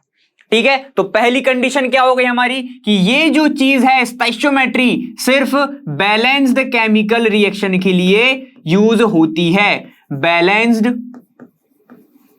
केमिकल रिएक्शन के लिए ही आप क्या कर सकते हो, इसको अप्लाई कर सकते हो। समझ में आया? ठीक है, बाकियों के लिए अप्लाई नहीं होगा। स्केलेटन जैसी रिएक्शन होती है उन सब के लिए अप्लाई नहीं होगा। स्केलेटल क्या होता है, अनबैलेंस रिएक्शन। ठीक है, चलो आगे चलते। ठीक है, तो मैंने क्या लिखा कि 1 मोल ऑफ CH4 रिएक्शन कर रहा है 2 मोल ऑफ O2 के साथ, तो 1 मोल ऑफ CO2 बन रहा है और 2 मोल ऑफ H2O बन रहा है। अब ये बताओ मोल का मतलब क्या होता है, एक क्वांटिटी होती है सर, बिल्कुल सही। चलो और किस तरीके से लिख सकता हूं, अगर ये सारे के सारे मैं गैस मान के चल रहा हूं, ये क्या है, सारी की सारी गैसेस हैं। ठीक है, ये गैस, ये गैस, ये गैस, ये गैस, तो मैं क्या लिख सकता हूं, ध्यान से देखना। क्या मैं ऐसा लिख सकता हूं कि 22.4 litre of CH4 is reacting with 2 into 22.4 liter of oxygen to produce 22.4 liter of CO2 plus 2 into 22.4 liter of H2O।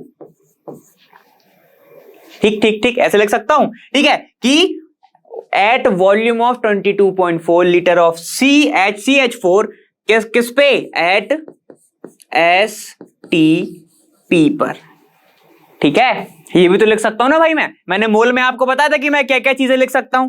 एक तो 24 वाला बताया था, एक given mass upon molecular mass बताया था, एक नंबर के लिए बताया था। ठीक है, चलो अब एक और चीज से लिख सकता हूं मैं। ठीक है, ये एक हुआ, ये दूसरा हुआ, तीसरा क्या लिख सकता हूं मैं, ध्यान से देखना। अब मैं वेट को लेके लिख रहा हूं कि ध्यान से देखो, यहां पर अगर मैं इसका वेट निकालूं तो कितना आएगा, देखो 12 प्लस 4 16। ठीक है, तो 16 ग्राम लिख देता हूं। O2 का पता ही होता है, तो 2 इंटू O2 का कितना है 32। ठीक है, यहां पर कितना होगा 44 ग्राम। यहां पर कितना होता 2 इंटू 18 ग्राम। अब मैं ऐसे लिख रहा हूं, ध्यान से देखना।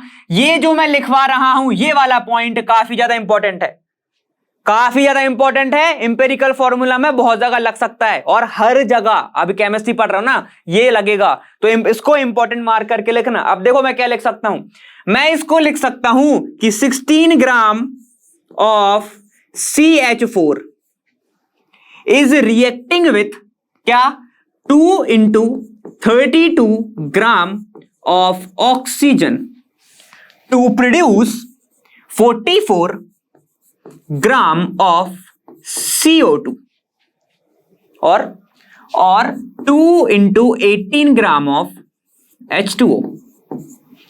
ये जो है, ये आपको आगे जो मैं अभी एक क्वेश्चन आपको कराऊंगा शायद, ठीक है, तो वहां पर ये लगेगा, ये इंपॉर्टेंट है। अब देखो क्या होता है, मैं ऐसे भी लिख सकता हूं 16 ग्राम बना रहा है कितना, इतना H2O।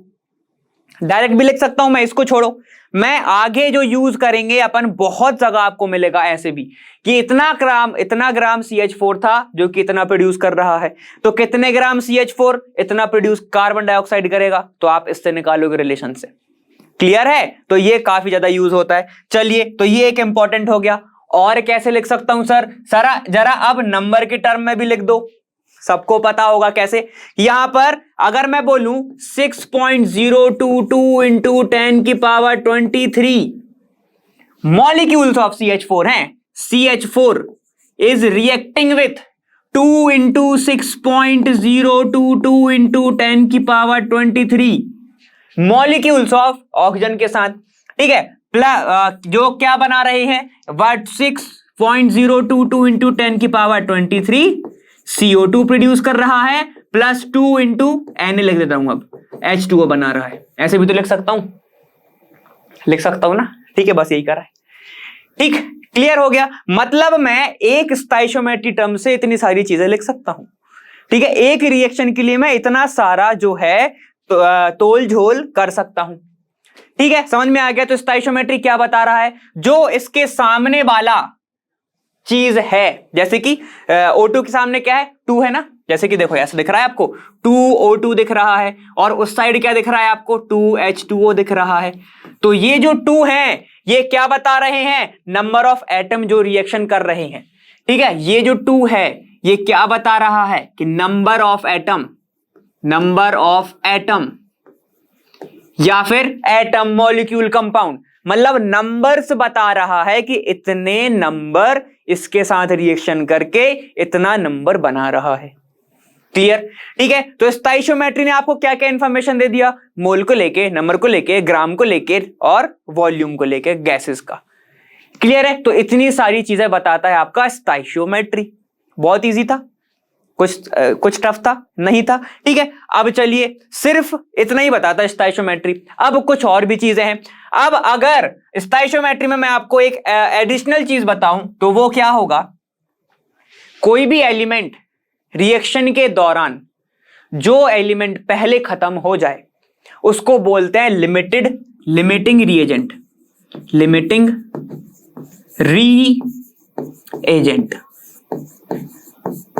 और जो एलिमेंट बच जाए उसको बोलोगे एक्सेस रिएजेंट। नहीं समझे? चलो समझाता हूं। अपन ने पहले क्या करा, ये वाली रिएक्शन ली ना, तो इससे ही समझ लेते हैं कैसे। चलो देखो CH4, यहां पे मैं मान रहा हूं CH4 प्लस 2O2 रिएक्शन करी तो आपको CO2 मिला और 2 वाटर मॉलिक्यूल मिले। ठीक है, ये है आपके क्या रिएक्टेंट, सबको पता होगा इतना। तो ये हो गए आपके रिएक्टेंट, ये क्या है आपके प्रोडक्ट, है ना। अब जब ये रिएक्शन हो रही है तो इस रिएक्टेंट में से जो पहले खत्म होगा वो लिमिटिंग रिएजेंट होगा। कितना इजी। ठीक है, मान के चलते हैं कि ये जो ऑक्सीजन था ये CH4 के पहले खत्म हो गया तो ये लिमिटिंग रिएजेंट होगा, और जो बच गया उसको मैं एक्सेस बोल सकता हूं, एक्सेस रिएजेंट। बस इतनी चीजें और बतानी थी। तो स्टोइचियोमेट्री में बहुत सारी चीजें पता चलती हैं, एक लिमिटिंग, और इसके बाद जो है कभी कभी क्या होता है ना कि आप बुक में वगैरह देखोगे तो स्टोइचियोमेट्री हो सकता है कि आपको बाद में मिले, लेकिन ये जो चीज है ये वाला आपको आगे लगेगा, इसलिए मैंने आपको उस सर से उठा के इधर पढ़ा दिया। क्लियर है? ठीक है, अब इससे ही हम थोड़ा आगे चलते हैं, इंपेरिकल फॉर्मूला देखते हैं। ठीक है, इंपेरिकल फॉर्मूला क्या होता है चलो समझते हैं थोड़ा सा, बहुत ईजी है वैसे तो, डेफिनेशन पढ़ो। यहां पर लिखा हुआ है the empirical formula of a compound is the chemical formula देखो इंपेरिकल फॉर्मूला क्या है, केमिकल फॉर्मूला। देखो भाई, ठीक है, which express the simplest whole number ratio of atoms of various element present in one molecule of compound. समझे? नहीं समझा तो चलो समझते हैं। एक कंपाउंड की बात करते हैं, आपका C6H12O6। क्या है ये? शुगर, ग्लूकोज, ऐसी कुछ तो है। ठीक है चलो, और एक और की बात कर लेते हैं, C6H6। बताएगा कोई क्या है? 10th में पढ़ा होगा ये। चलो, साइक्लिक एरोमेटिक कौन सा है? ठीक है चलो आगे देखेंगे। अब यहां पर ये बोल रहा है इंपेरिकल फॉर्मूला एक वो कंपाउंड है, एक वो कंपाउंड का केमिकल फॉर्मूला होता है, ठीक है, जो कि एक्सप्रेस करता है number, simple whole number ratio में उसके एटम्स को। ध्यान से सुनो, इस केमिकल फॉर्मूला के अंदर, इस केमिकल फॉर्मूला के अंदर कौन कौन से एटम है भाई? एक है आपका कार्बन, एक है आपका हाइड्रोजन, एक है आपका ऑक्सीजन। दो ही है, एल्डिहाइड मत बोलना इसको, दो तीन ही है। ठीक है, तो अब अगर ये जो है सिंपल रेशियो में इस कंपाउंड को दर्शाए, ठीक है, मतलब क्या बोल सकता हूं, अगर मैं इसमें से 6 को कॉमन ले लूं, 6 मैंने कॉमन ले ली तो कैसे दिखेगा मुझे? CH, इसमें से बचेगा सिर्फ 2 और यहां पर 6 दिखेगा। सही कह रहा हूं? बिल्कुल ठीक है। ठीक है, तो अब ये जो है, अब ये वाला जो फॉर्मूला है, ये एक सिंपल रेशियो दिखा रहा है इस कंपाउंड का। कैसे सर? देखो, अब जो कार्बन है वो क्या है? 1 है, हाइड्रोजन 2 है और ऑक्सीजन कितना है? 1 है। तो इसको ऐसे लिख सकता हूं मैं 1:2:1, ऐसे लिख सकता हूं। ठीक है, समझ में आ गया? अब चलो इसको वापस से एक एग्जांपल से अपन इसको थोड़ा समझते हैं। ठीक है, चलिए यहां पर फिर से देखना अच्छे से। Empirical formula of a compound, empirical formula of a compound which express the simplest ratio, जो कि एक सिंपलेस्ट रेशियो बताता है, of atoms of various element, of atoms का एक सिंपल रेशियो बता रहा है, ठीक है, इन वन मॉलिक्यूल, एक मॉलिक्यूल के अंदर। समझ गए? अगर मेरी उंगलियों पे आपका ध्यान होगा तो समझ में आ गया होगा। ठीक है, कैसे कैसे हुआ है? ये कंपाउंड है, इसका सिंपल रेशियो, जिसका हर एक कंपाउंड, हर एक एटम का वो एक सिंपल रेशियो दर्शा रहा है, उसको ही अपन क्या बोलते हैं भैया? उसको ही हम बोलते हैं इंपेरिकल फॉर्मूला। कितना ज्यादा इजी था। ठीक है, चलो अगर मैं इसकी बात करूं तो ये रहा एक केमिकल कंपाउंड। अगर इसका मैं सिंपल रेशियो लिखना चाहूं, सिंपल रेशियो, तो क्या आएगा भाई? ये आएगा CH6। ठीक है, तो इंपेरिकल फॉर्मूला क्या हो गया इसका? CH। रेशियो क्या हो गया? CH रेशियो, मतलब क्या दिख रहा है आपको? 1:1 दिख रहा है। तो ये जो है आपका, यही होता है इंपेरिकल फॉर्मूला। तो सर ये जो 6 आ रहा है, ये क्या होता है? ये मैं आपको आगे बताऊंगा, उसमें मत घबराओ। क्लियर? यहां पर आपको समझ में आ गया? चलिए, अब जो इंपेरिकल फॉर्मूला है उसके साथ एक रिलेशन होता है किसका? मॉलिक्यूलर फॉर्मूला का, जो कि आपके लिए काफी ज्यादा इंपॉर्टेंट है। क्या होता है सर? बहुत इजी। देखो, हमने पहले क्या पढ़ा था? Molecular formula. तो ऊपर किसको रखोगे? मॉलिक्यूलर फॉर्मूला को। चलो देखो, यहां पर एक रिलेशन होता है कि molecular formula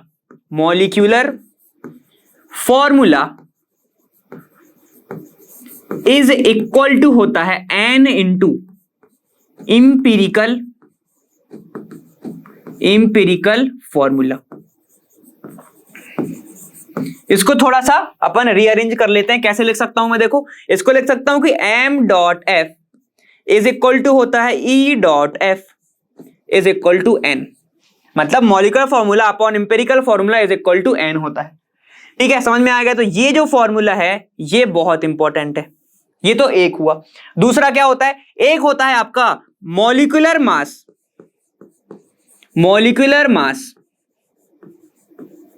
divided by empirical mass, ये भी क्या होता है? n होता है। समझ में आ गया? ये दोनों के दोनों फॉर्मूले जो हैं वो n निकालने के लिए यूज हो सकते हैं। समझ में आ गया? ठीक है, चलो n क्या होता है सर, ये जो 6 आया ना यही n है, ये जो 6 आया यही n है। चलो एक पल के लिए मैं क्या करता हूं, इसको मिटा देता हूं, ठीक है, इसको भी मैं मिटा देता हूं। अब मैं आपसे क्या कह रहा हूं पता है, देखो अब मैं आपसे क्या कह रहा हूं, ध्यान से देखते रहना, कि 1 मोलर मास दे दिया मैंने, ठीक है, एक कंपाउंड है, उसका जो मोलर मास है वो 180 दिया हुआ है,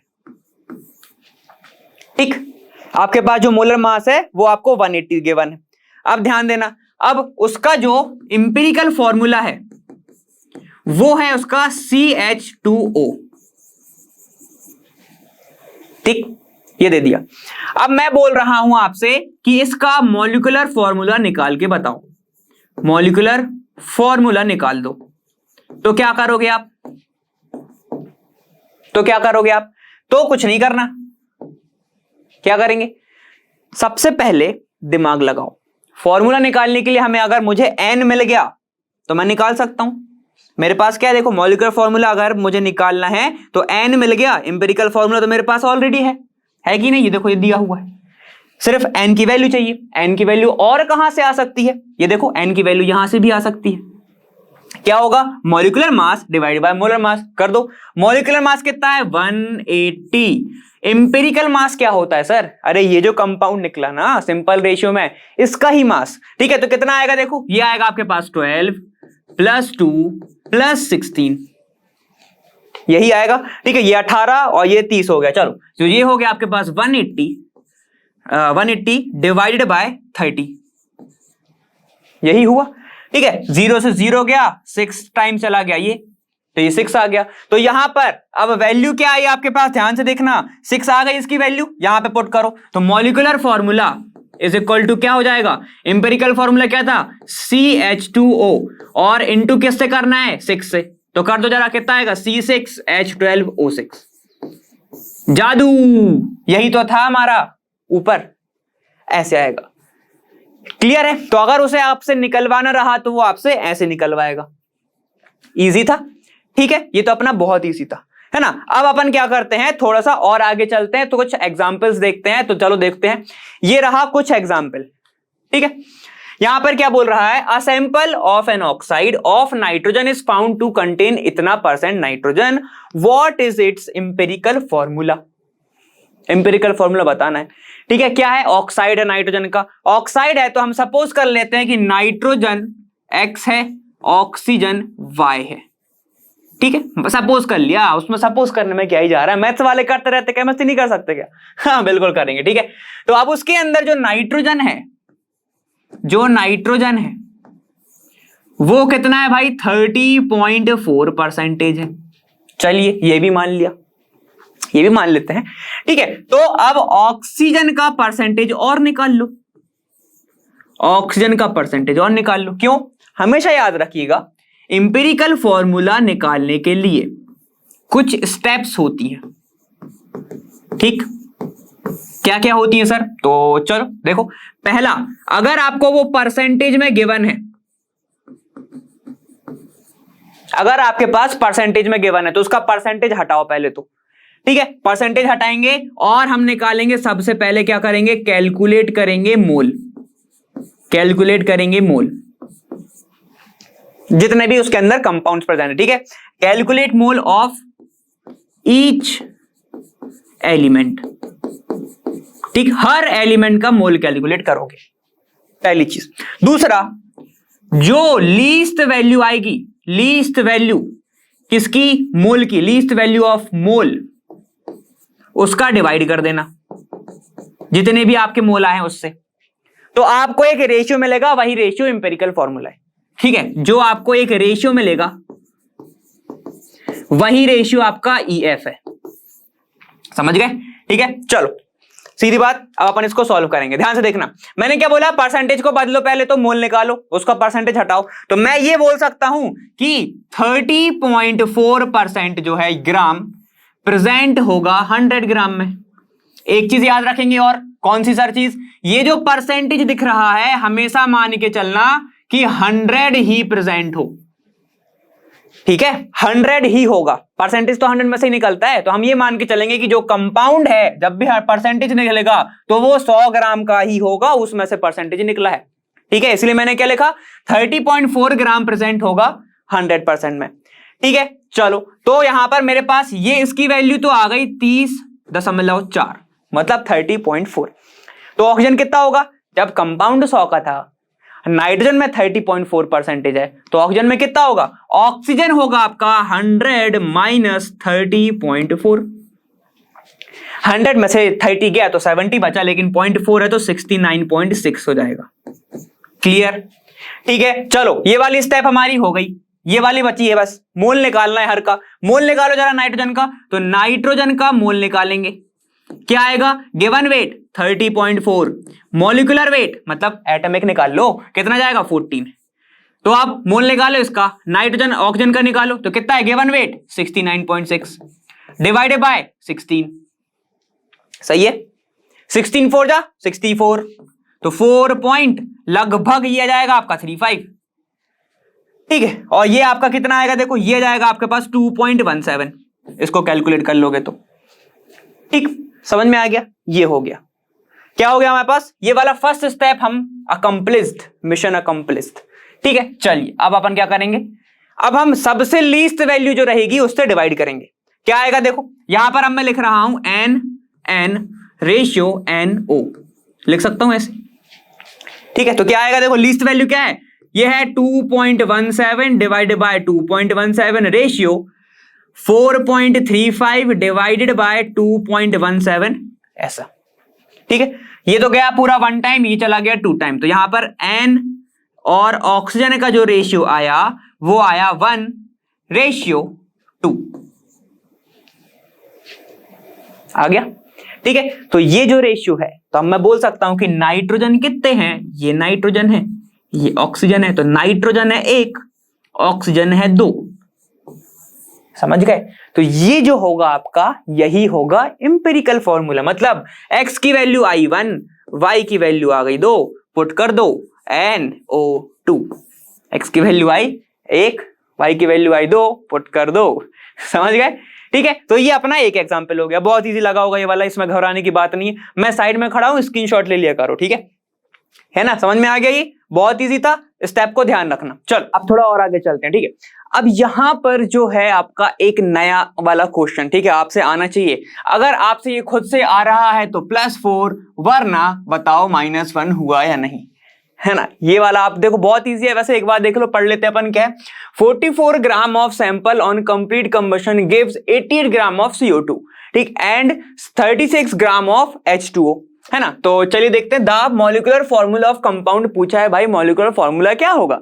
ठीक है, तो बस चलिए देखते हैं। यहाँ पे मतलब कि हमारे पास एक सैंपल है 44 ग्राम का। ठीक है, तो मैं मान लेता हूं मेरे पास ना एक सैंपल है CXHY, जो भी मैम अपनी मर्जी से, तुम सिर्फ S लिख लो, सिर्फ सैंपल लिख लो।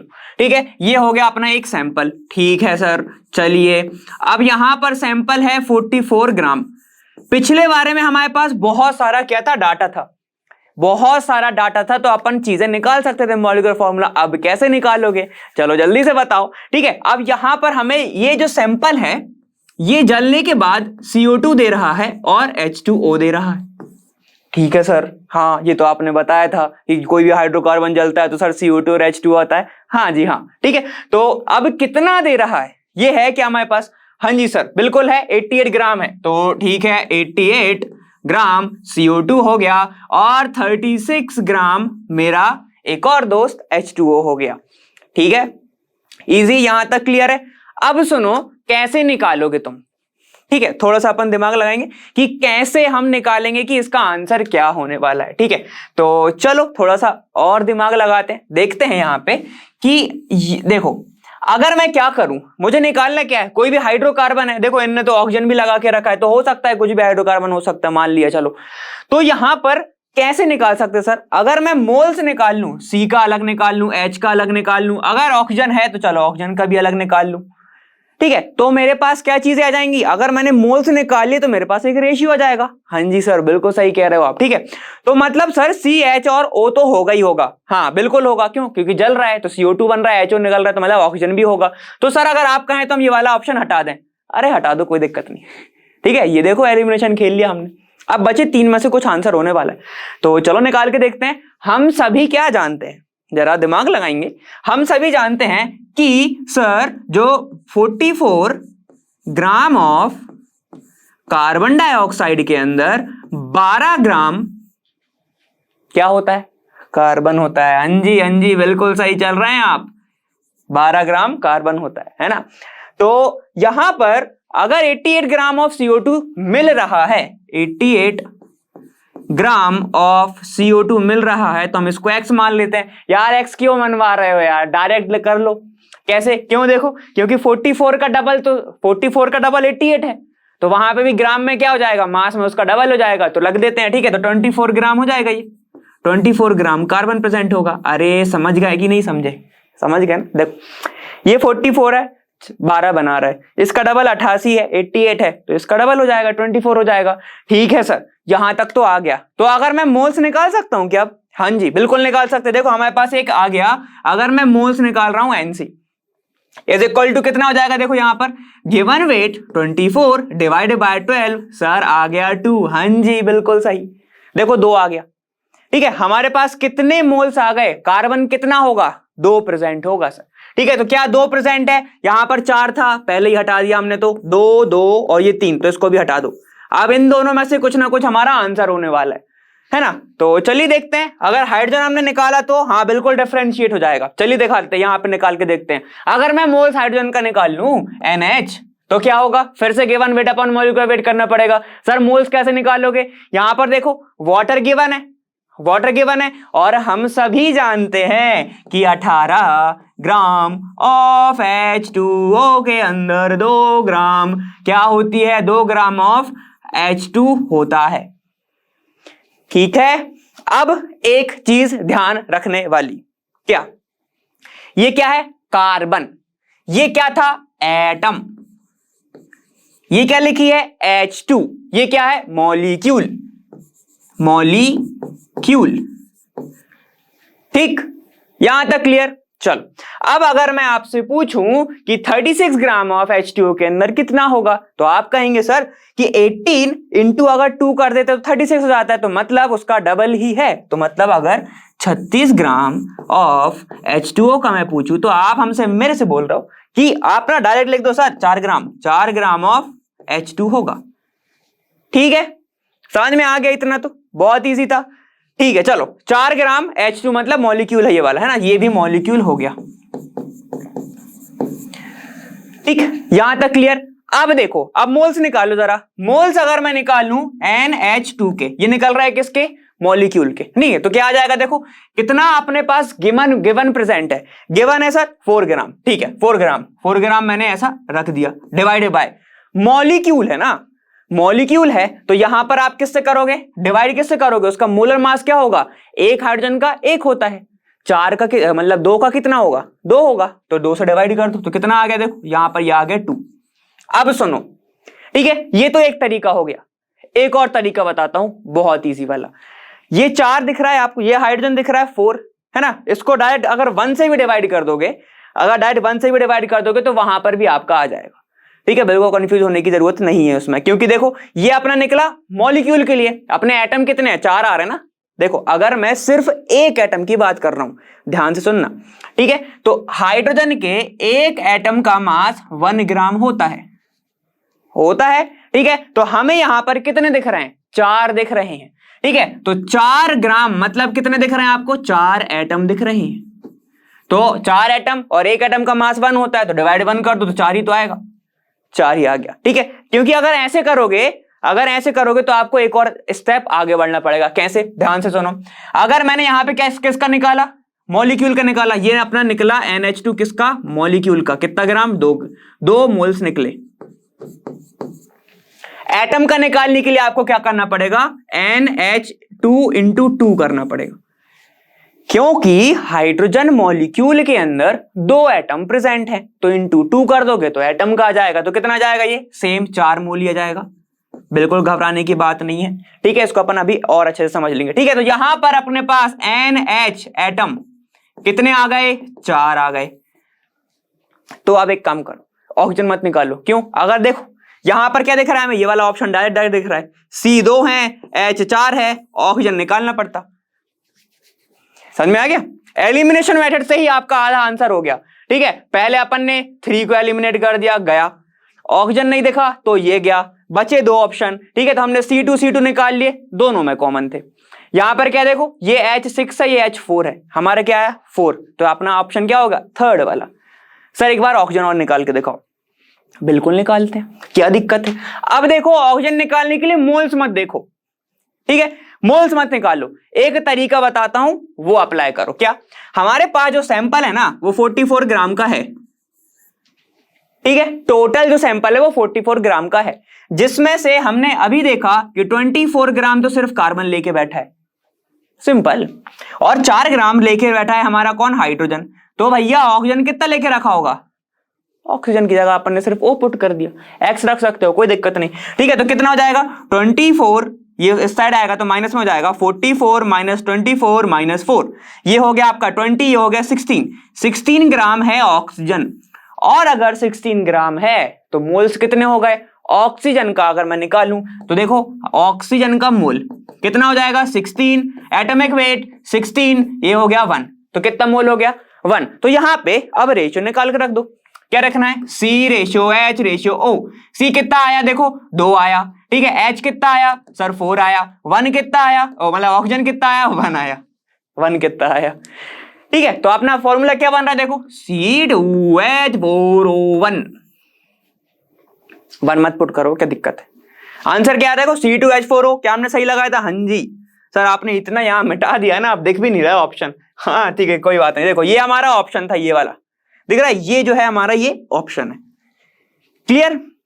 यहां तक सभी को क्लियर? बहुत इजी था। अब ये वाला जो था, ये मैंने इतना लंबा खींचा है, इसको मैं आपको समझाता हूं बहुत अच्छे से, तो इसको मैं मिटा दूं, ठीक है, चलो मैं मिटा देता हूं इसको। ठीक है, चलो मैं क्या बोल रहा था ना, बहुत इजी है वैसे तो, NH2 जो हमारा आया वो 4/1 आया, अपन ने एक ऐसे लिखा था। ठीक है, ये तो सिर्फ मैंने लिखा है किसके लिए, एटम के लिए, ये मैंने लिखा था moles for hydrogen atom, hydrogen atom. ठीक है, अब कई लोग ऐसे भी निकालते, देखो NH2 इज इक्वल टू क्या करेंगे, 4/2 करेंगे। 2 क्यों करा उनने, 2 इसलिए करा क्योंकि ये इन्होंने क्या लिया है, molecular weight, molecular weight of, उन्होंने क्या लिया है, हाइड्रोजन लिया है, इसलिए करा। आप दोनों तरीके से कर सकते हो। अगर ये तरीका अपना रहे हो ये वाला, तो आपको क्या करना पड़ेगा, जैसे ही आपका मोल आएगा ना 2, इसको इंटू 2 और करना पड़ेगा। इंटू 2 ये बताता है कि आप क्या कर रहे हो, अब एटम के लिए निकाल रहे हो। ठीक है, ये आपने आप क्या निकाला, हाइड्रोजन एटम के लिए, मोल्स फॉर हाइड्रोजन एटम। ये क्या आता है आपका, मोल्स फॉर हाइड्रोजन मॉलिक्यूल। दोनों तरीके सही है, दोनों तरीके सही हैं। अगर यहां पे आप 1 कर दोगे तो सेम यहीं पे पहुंच जाओगे, दोनों तरीके सही है, उसमें कोई घबराने की बात नहीं, आंसर सेम ही आएगा आपका। क्लियर है? ठीक है, तो बस ये वाला हो गया, अब और आगे चलते हैं।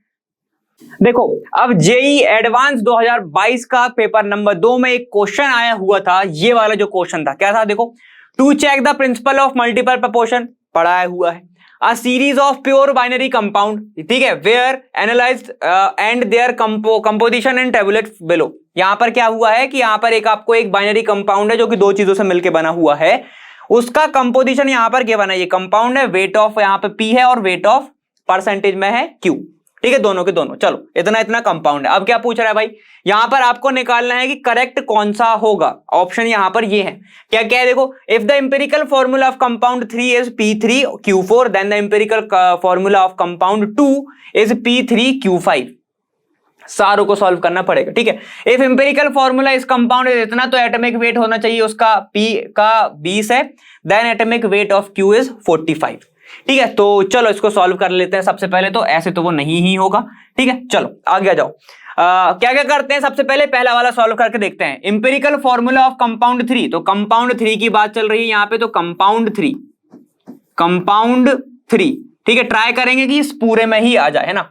Compound 3 is P3Q4 then empirical formula of compound 2 is, चलो सबसे पहले जो 3 वाले का दिया हुआ है वो P3Q4 है।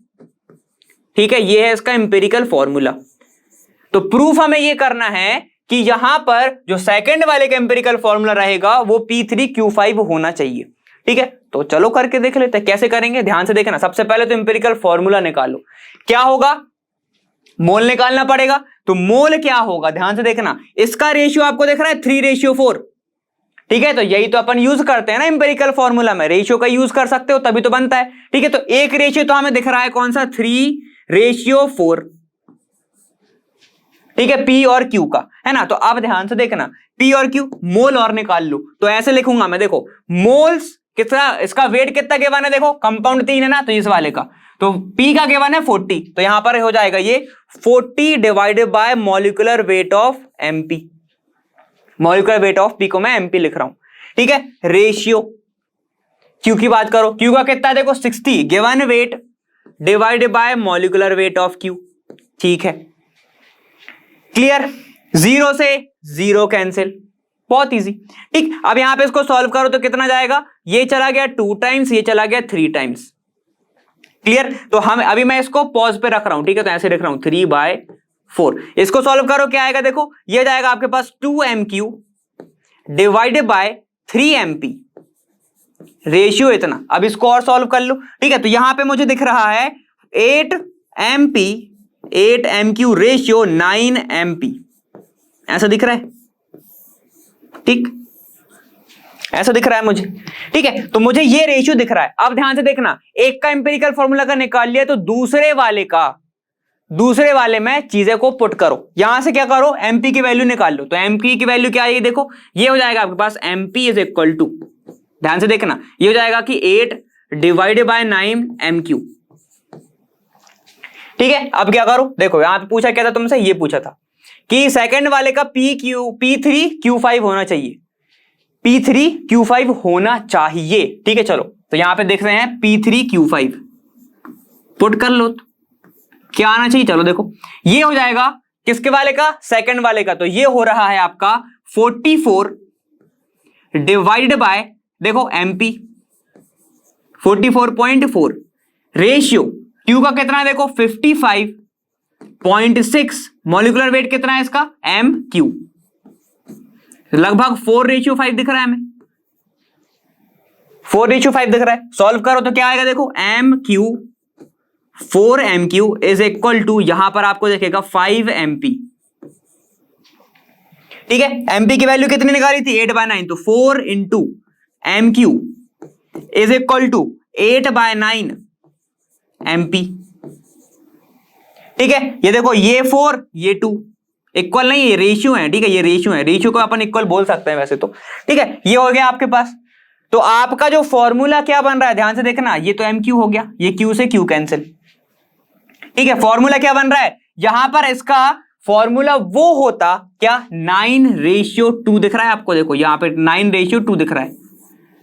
इसका फॉर्मूला क्या होना चाहिए था, ये वाला होना चाहिए था, P9Q2, ऐसा, तब जाके वो सही होता। तो मतलब ये वाला जो ऑप्शन है ये गलत है, क्योंकि यहां पे P3Q5 है और हमारा आ क्या रहा है 9:2।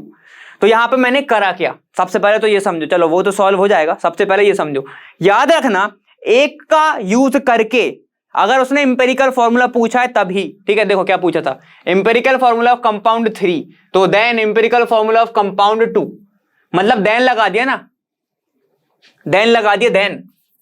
ठीक है, और इससे ये निकालना है, तो क्या करोगे, इसका इंपेरिकल फॉर्मूला तो निकाल लो, इसका तो पूरा यूज कर लो।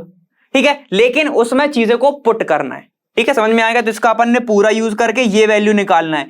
यहां तक अगर आ गए तुम इस रिलेशन तक, तो फिर ये चीजों को यहां पर पुट करना पड़ेगा तुम्हें, बस। ठीक है, चलो आ गया, अपन ये वाला देखते हैं क्या है। If empirical formula of compound 3 is P3Q2, ठीक है, and it is atomic weight of element P is 20, then atomic weight of Q is 45। सबसे पहले तो P3Q2 है, चलो, और कंपाउंड 3 की बात कर रहे हैं। ठीक है, चलो P3Q2 कंपाउंड की बात कर रहा है वो तीसरा, और P3Q2 दे के रखा है, और P का वैल्यू दिया है 20। चलो ठीक है, और तो हमें प्रूफ क्या करना है कि Q जो है हमारा 45 होना चाहिए। ठीक है, कर लेंगे, क्या दिक्कत है। चलो क्या दिख रहा है, हमको दिख रहा है 3:2, ठीक है, तो सबसे पहले तो वो लिख लो कि भैया तीसरा रेशियो डिवाइडेड बाय 2, ये रेशियो में है। ये मैं क्या लिखता हूं वैसे, ये मैं लिखता क्या हूं, ये मैं लिखता हूं जिस रेशियो से हम चीजें बनाते हैं। जैसे मैंने भी बताया था, carbon ratio, hydrogen ratio, oxygen का 1:2:0 जो भी आ गया, 1 यहाँ पे कितना था, 1:2:1 ये आया था। तो ये मैं वही लिख रहा हूं, क्योंकि वहां पे भी कैसा लिखा था, CH2O, तो यही तो लिखा है मैंने। देखो इसको इसके फॉर्म में लिखा है ना, देखो ये वाले को इसके फॉर्म में लिखा है, समझ गए? ठीक है, चलो आ जाओ वापस। ठीक है, तो ये मैं समझाना था, आगे आ जाओ। क्या करना है अब हमें, यहां पर गिवन वेट कितना है, देखो गिवन वेट P3 का कंपाउंड 3 के लिए 40, तो 40 divided by MP molecular weight, ratio फिर से इसका कितना है 60, Q का डिवाइड बाय MQ। प्रूफ क्या करना है कि MQ का 45 होना चाहिए। ठीक है, चलो आ जाओ, ये गया ये गया ये गया ये गया, 2/3 गया। ठीक है, तो इसको फिर से फॉर्मूला पुट करो तो कितना बन जाएगा, 2MQ डिवाइडेड बाय कितना 3MP इज इक्वल टू 3/2। यही चल रहा है। ठीक है, MP की वैल्यू उसने कितनी दी है 20, तो यहां पे रख दूं मैं 2 into MQ divided by 3 into 20 is equal to 3/2। मतलब इज इक्वल टू नहीं लगाना चाहिए, रेशियो लगाना चाहिए। क्लियर, समझ में आ गया? इसको सॉल्व कर लो जरा, MQ की वैल्यू निकाल लो। तो यहां पे MQ की वैल्यू क्या आ रही है, देखो MQ आ रहा है 3 इंटू ये 3 ये 20 डिवाइडेड बाय, चलिए तो इसको सॉल्व कर लेते, कितना आएगा देखो, ये हो गया ये हो गया, अब बचा क्या, बचा क्या हमारा 4, नीचे बचा हमारा 4 ऐसे। ठीक है, तो क्या है देखो, ये 5 टाइम दिख रहा है, ये 9 5 कितना हो गया, MQ इज इक्वल टू 45 आ गया। ठीक है, यहीं पे तो यही तो पूछा था, MQ 45। चलो ये वाला आंसर सही है, ये वाला आंसर सही है। ठीक है, अब देखो क्या है, if empirical formula of compound 2 is PQ then empirical formula of compound 1 is P3। तो ये अपने हिसाब से एक बार करके देखना। ठीक है, इसका आंसर वैसे सही वाला आएगा। ठीक है, इसका भी आंसर जो है ये भी होगा, मल्टीपल था ये आंसर वाला, इसको खुद करके देखना एक बार। ठीक है, आपको ऐसे ही सॉल्व करना है। मैंने बताया था क्या करोगे, ध्यान से सुनना, फिर से एक बार बता दे रहा हूं। ये PQ है, ठीक है कर ही दे रहा हूं। चलो यहां पे क्या है देखो, PQ दिख रहा है ना आपको, कंपाउंड 2 के लिए, कंपाउंड 2 के लिए, कंपाउंड 2 के लिए इंपेरिकल फॉर्मूला क्या है इसका, PQ दिया है, P और Q दिया है। तो यहां पे क्या है देखो, तो फॉर्मूला जो है 1 के लिए वो P5 और Q4 होना चाहिए। ठीक है, P5 और Q4 होना चाहिए, है ना। तो चलो कैसे करेंगे बताओ, अभी बताओ। MP किसके अपॉन में, सेकंड वाला कंपाउंड कितना है 44.4, रेशियो फिर से क्या है 55.6 रेशियो MQ कितना दिख रहा है इसका, 1 बोल सकता हूं, तो 1:1 दिख रहा है। ठीक है, तो ये गया पूरा का पूरा 4 और 5 टाइम। ठीक है, तो यहां पे क्या दिख रहा है देखो, 4MQ इज एक रेशियो 5MP दिख रहा है। तो भाई पूरा रिजेंबल नहीं खा रहा है ये, MP देखो 5, ये Q देखो इतना खा रहा है ना, पूरा रिजेंबल। अब क्या करना है देखो, एक काम करना, वैल्यू पुट कर लेना। कैसी देखो, यहां पर MP की वैल्यू निकाल लो, तो यहां पर हो जाएगा 4/5 MQ is equal to MP। ठीक है, यहां पे क्या हो जाएगा देखो, ये हो जाएगा कंपाउंड 1 है ना, ये कंपाउंड 1, तो 50 divided by MP ratio 50 divided by MQ, ये भी आ रहा है 1:1।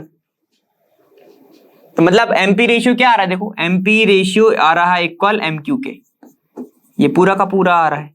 एक की वैल्यू पुट कर दो, ठीक है, MQ की वैल्यू पुट कर दो यहाँ पे, तो ये कितना दिख रहा है देखो, MP कितना है हमारा 4, MP जो है वो है हमारा 4/5 MQ रेशियो MQ कितना देखा है 4, यहां पे खत्म, 4:5 आ गया, 4:5 आ गया। ये रहा आपका Q, ये रहा आपका कौन सा P। तो देखो P का 5 आ रहा है, Q का 4 आ रहा है, तो बिल्कुल अपना ये वाला आंसर भी सही है। समझ गए क्या करना है, दूसरे की वैल्यू से तीसरे में पुट करना है।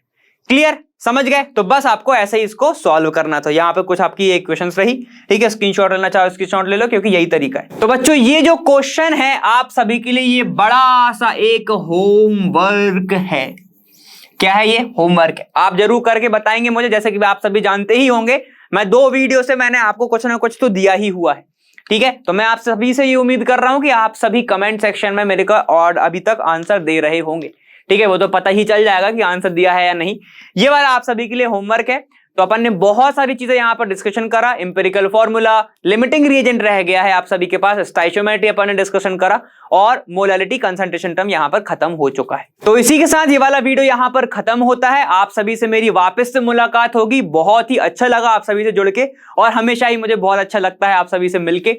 अब जो है बात मेरे दिल में ये है कि भैया प्रैक्टिस चल रही है या नहीं चल रही है, सच सच मुझे ये जानना है, ठीक है। तो आप सभी मेरे जो होमवर्क दिया है उसका कोई फर्क पड़ रहा है या नहीं पड़ रहा है। देखो मैं धीरे धीरे धीरे धीरे क्या करके थोड़ा सा लेवल बढ़ाते जा रहा हूं, ठीक है। उसमें ही आपको मजा आएगा कि जैसे जैसे एक एक स्टेप पढ़ोगे ना, तो मैंने बताता हूं मैं आपको स्टार्टिंग में टॉपिक को लेके कि एक एक स्टेप बढ़ोगे तो गोल जो है वो क्लियर दिखेगा, ठीक है। आपको ये भी ऐसे भी क्वेश्चन दिखेंगे, हो सकता है कि मैं कोई जेई का क्वेश्चन इसमें भी डाल दूं होमवर्क में, ठीक है, बिल्कुल हो सकता है ना। तो ठीक है, फिर अब यहां पर ये वाला वीडियो खत्म होता है। बहुत आपने नोट्स बनाए ही होंगे। चलो, थैंक यू सो मच, आप सभी मेरे साथ जुड़े। अब मैं आपसे आने वाली वीडियो में मिलूंगा, और मैं मिलूंगा वहां लर्न हुआ फ्री है पर बैस जहां। Thank you so much, bye bye.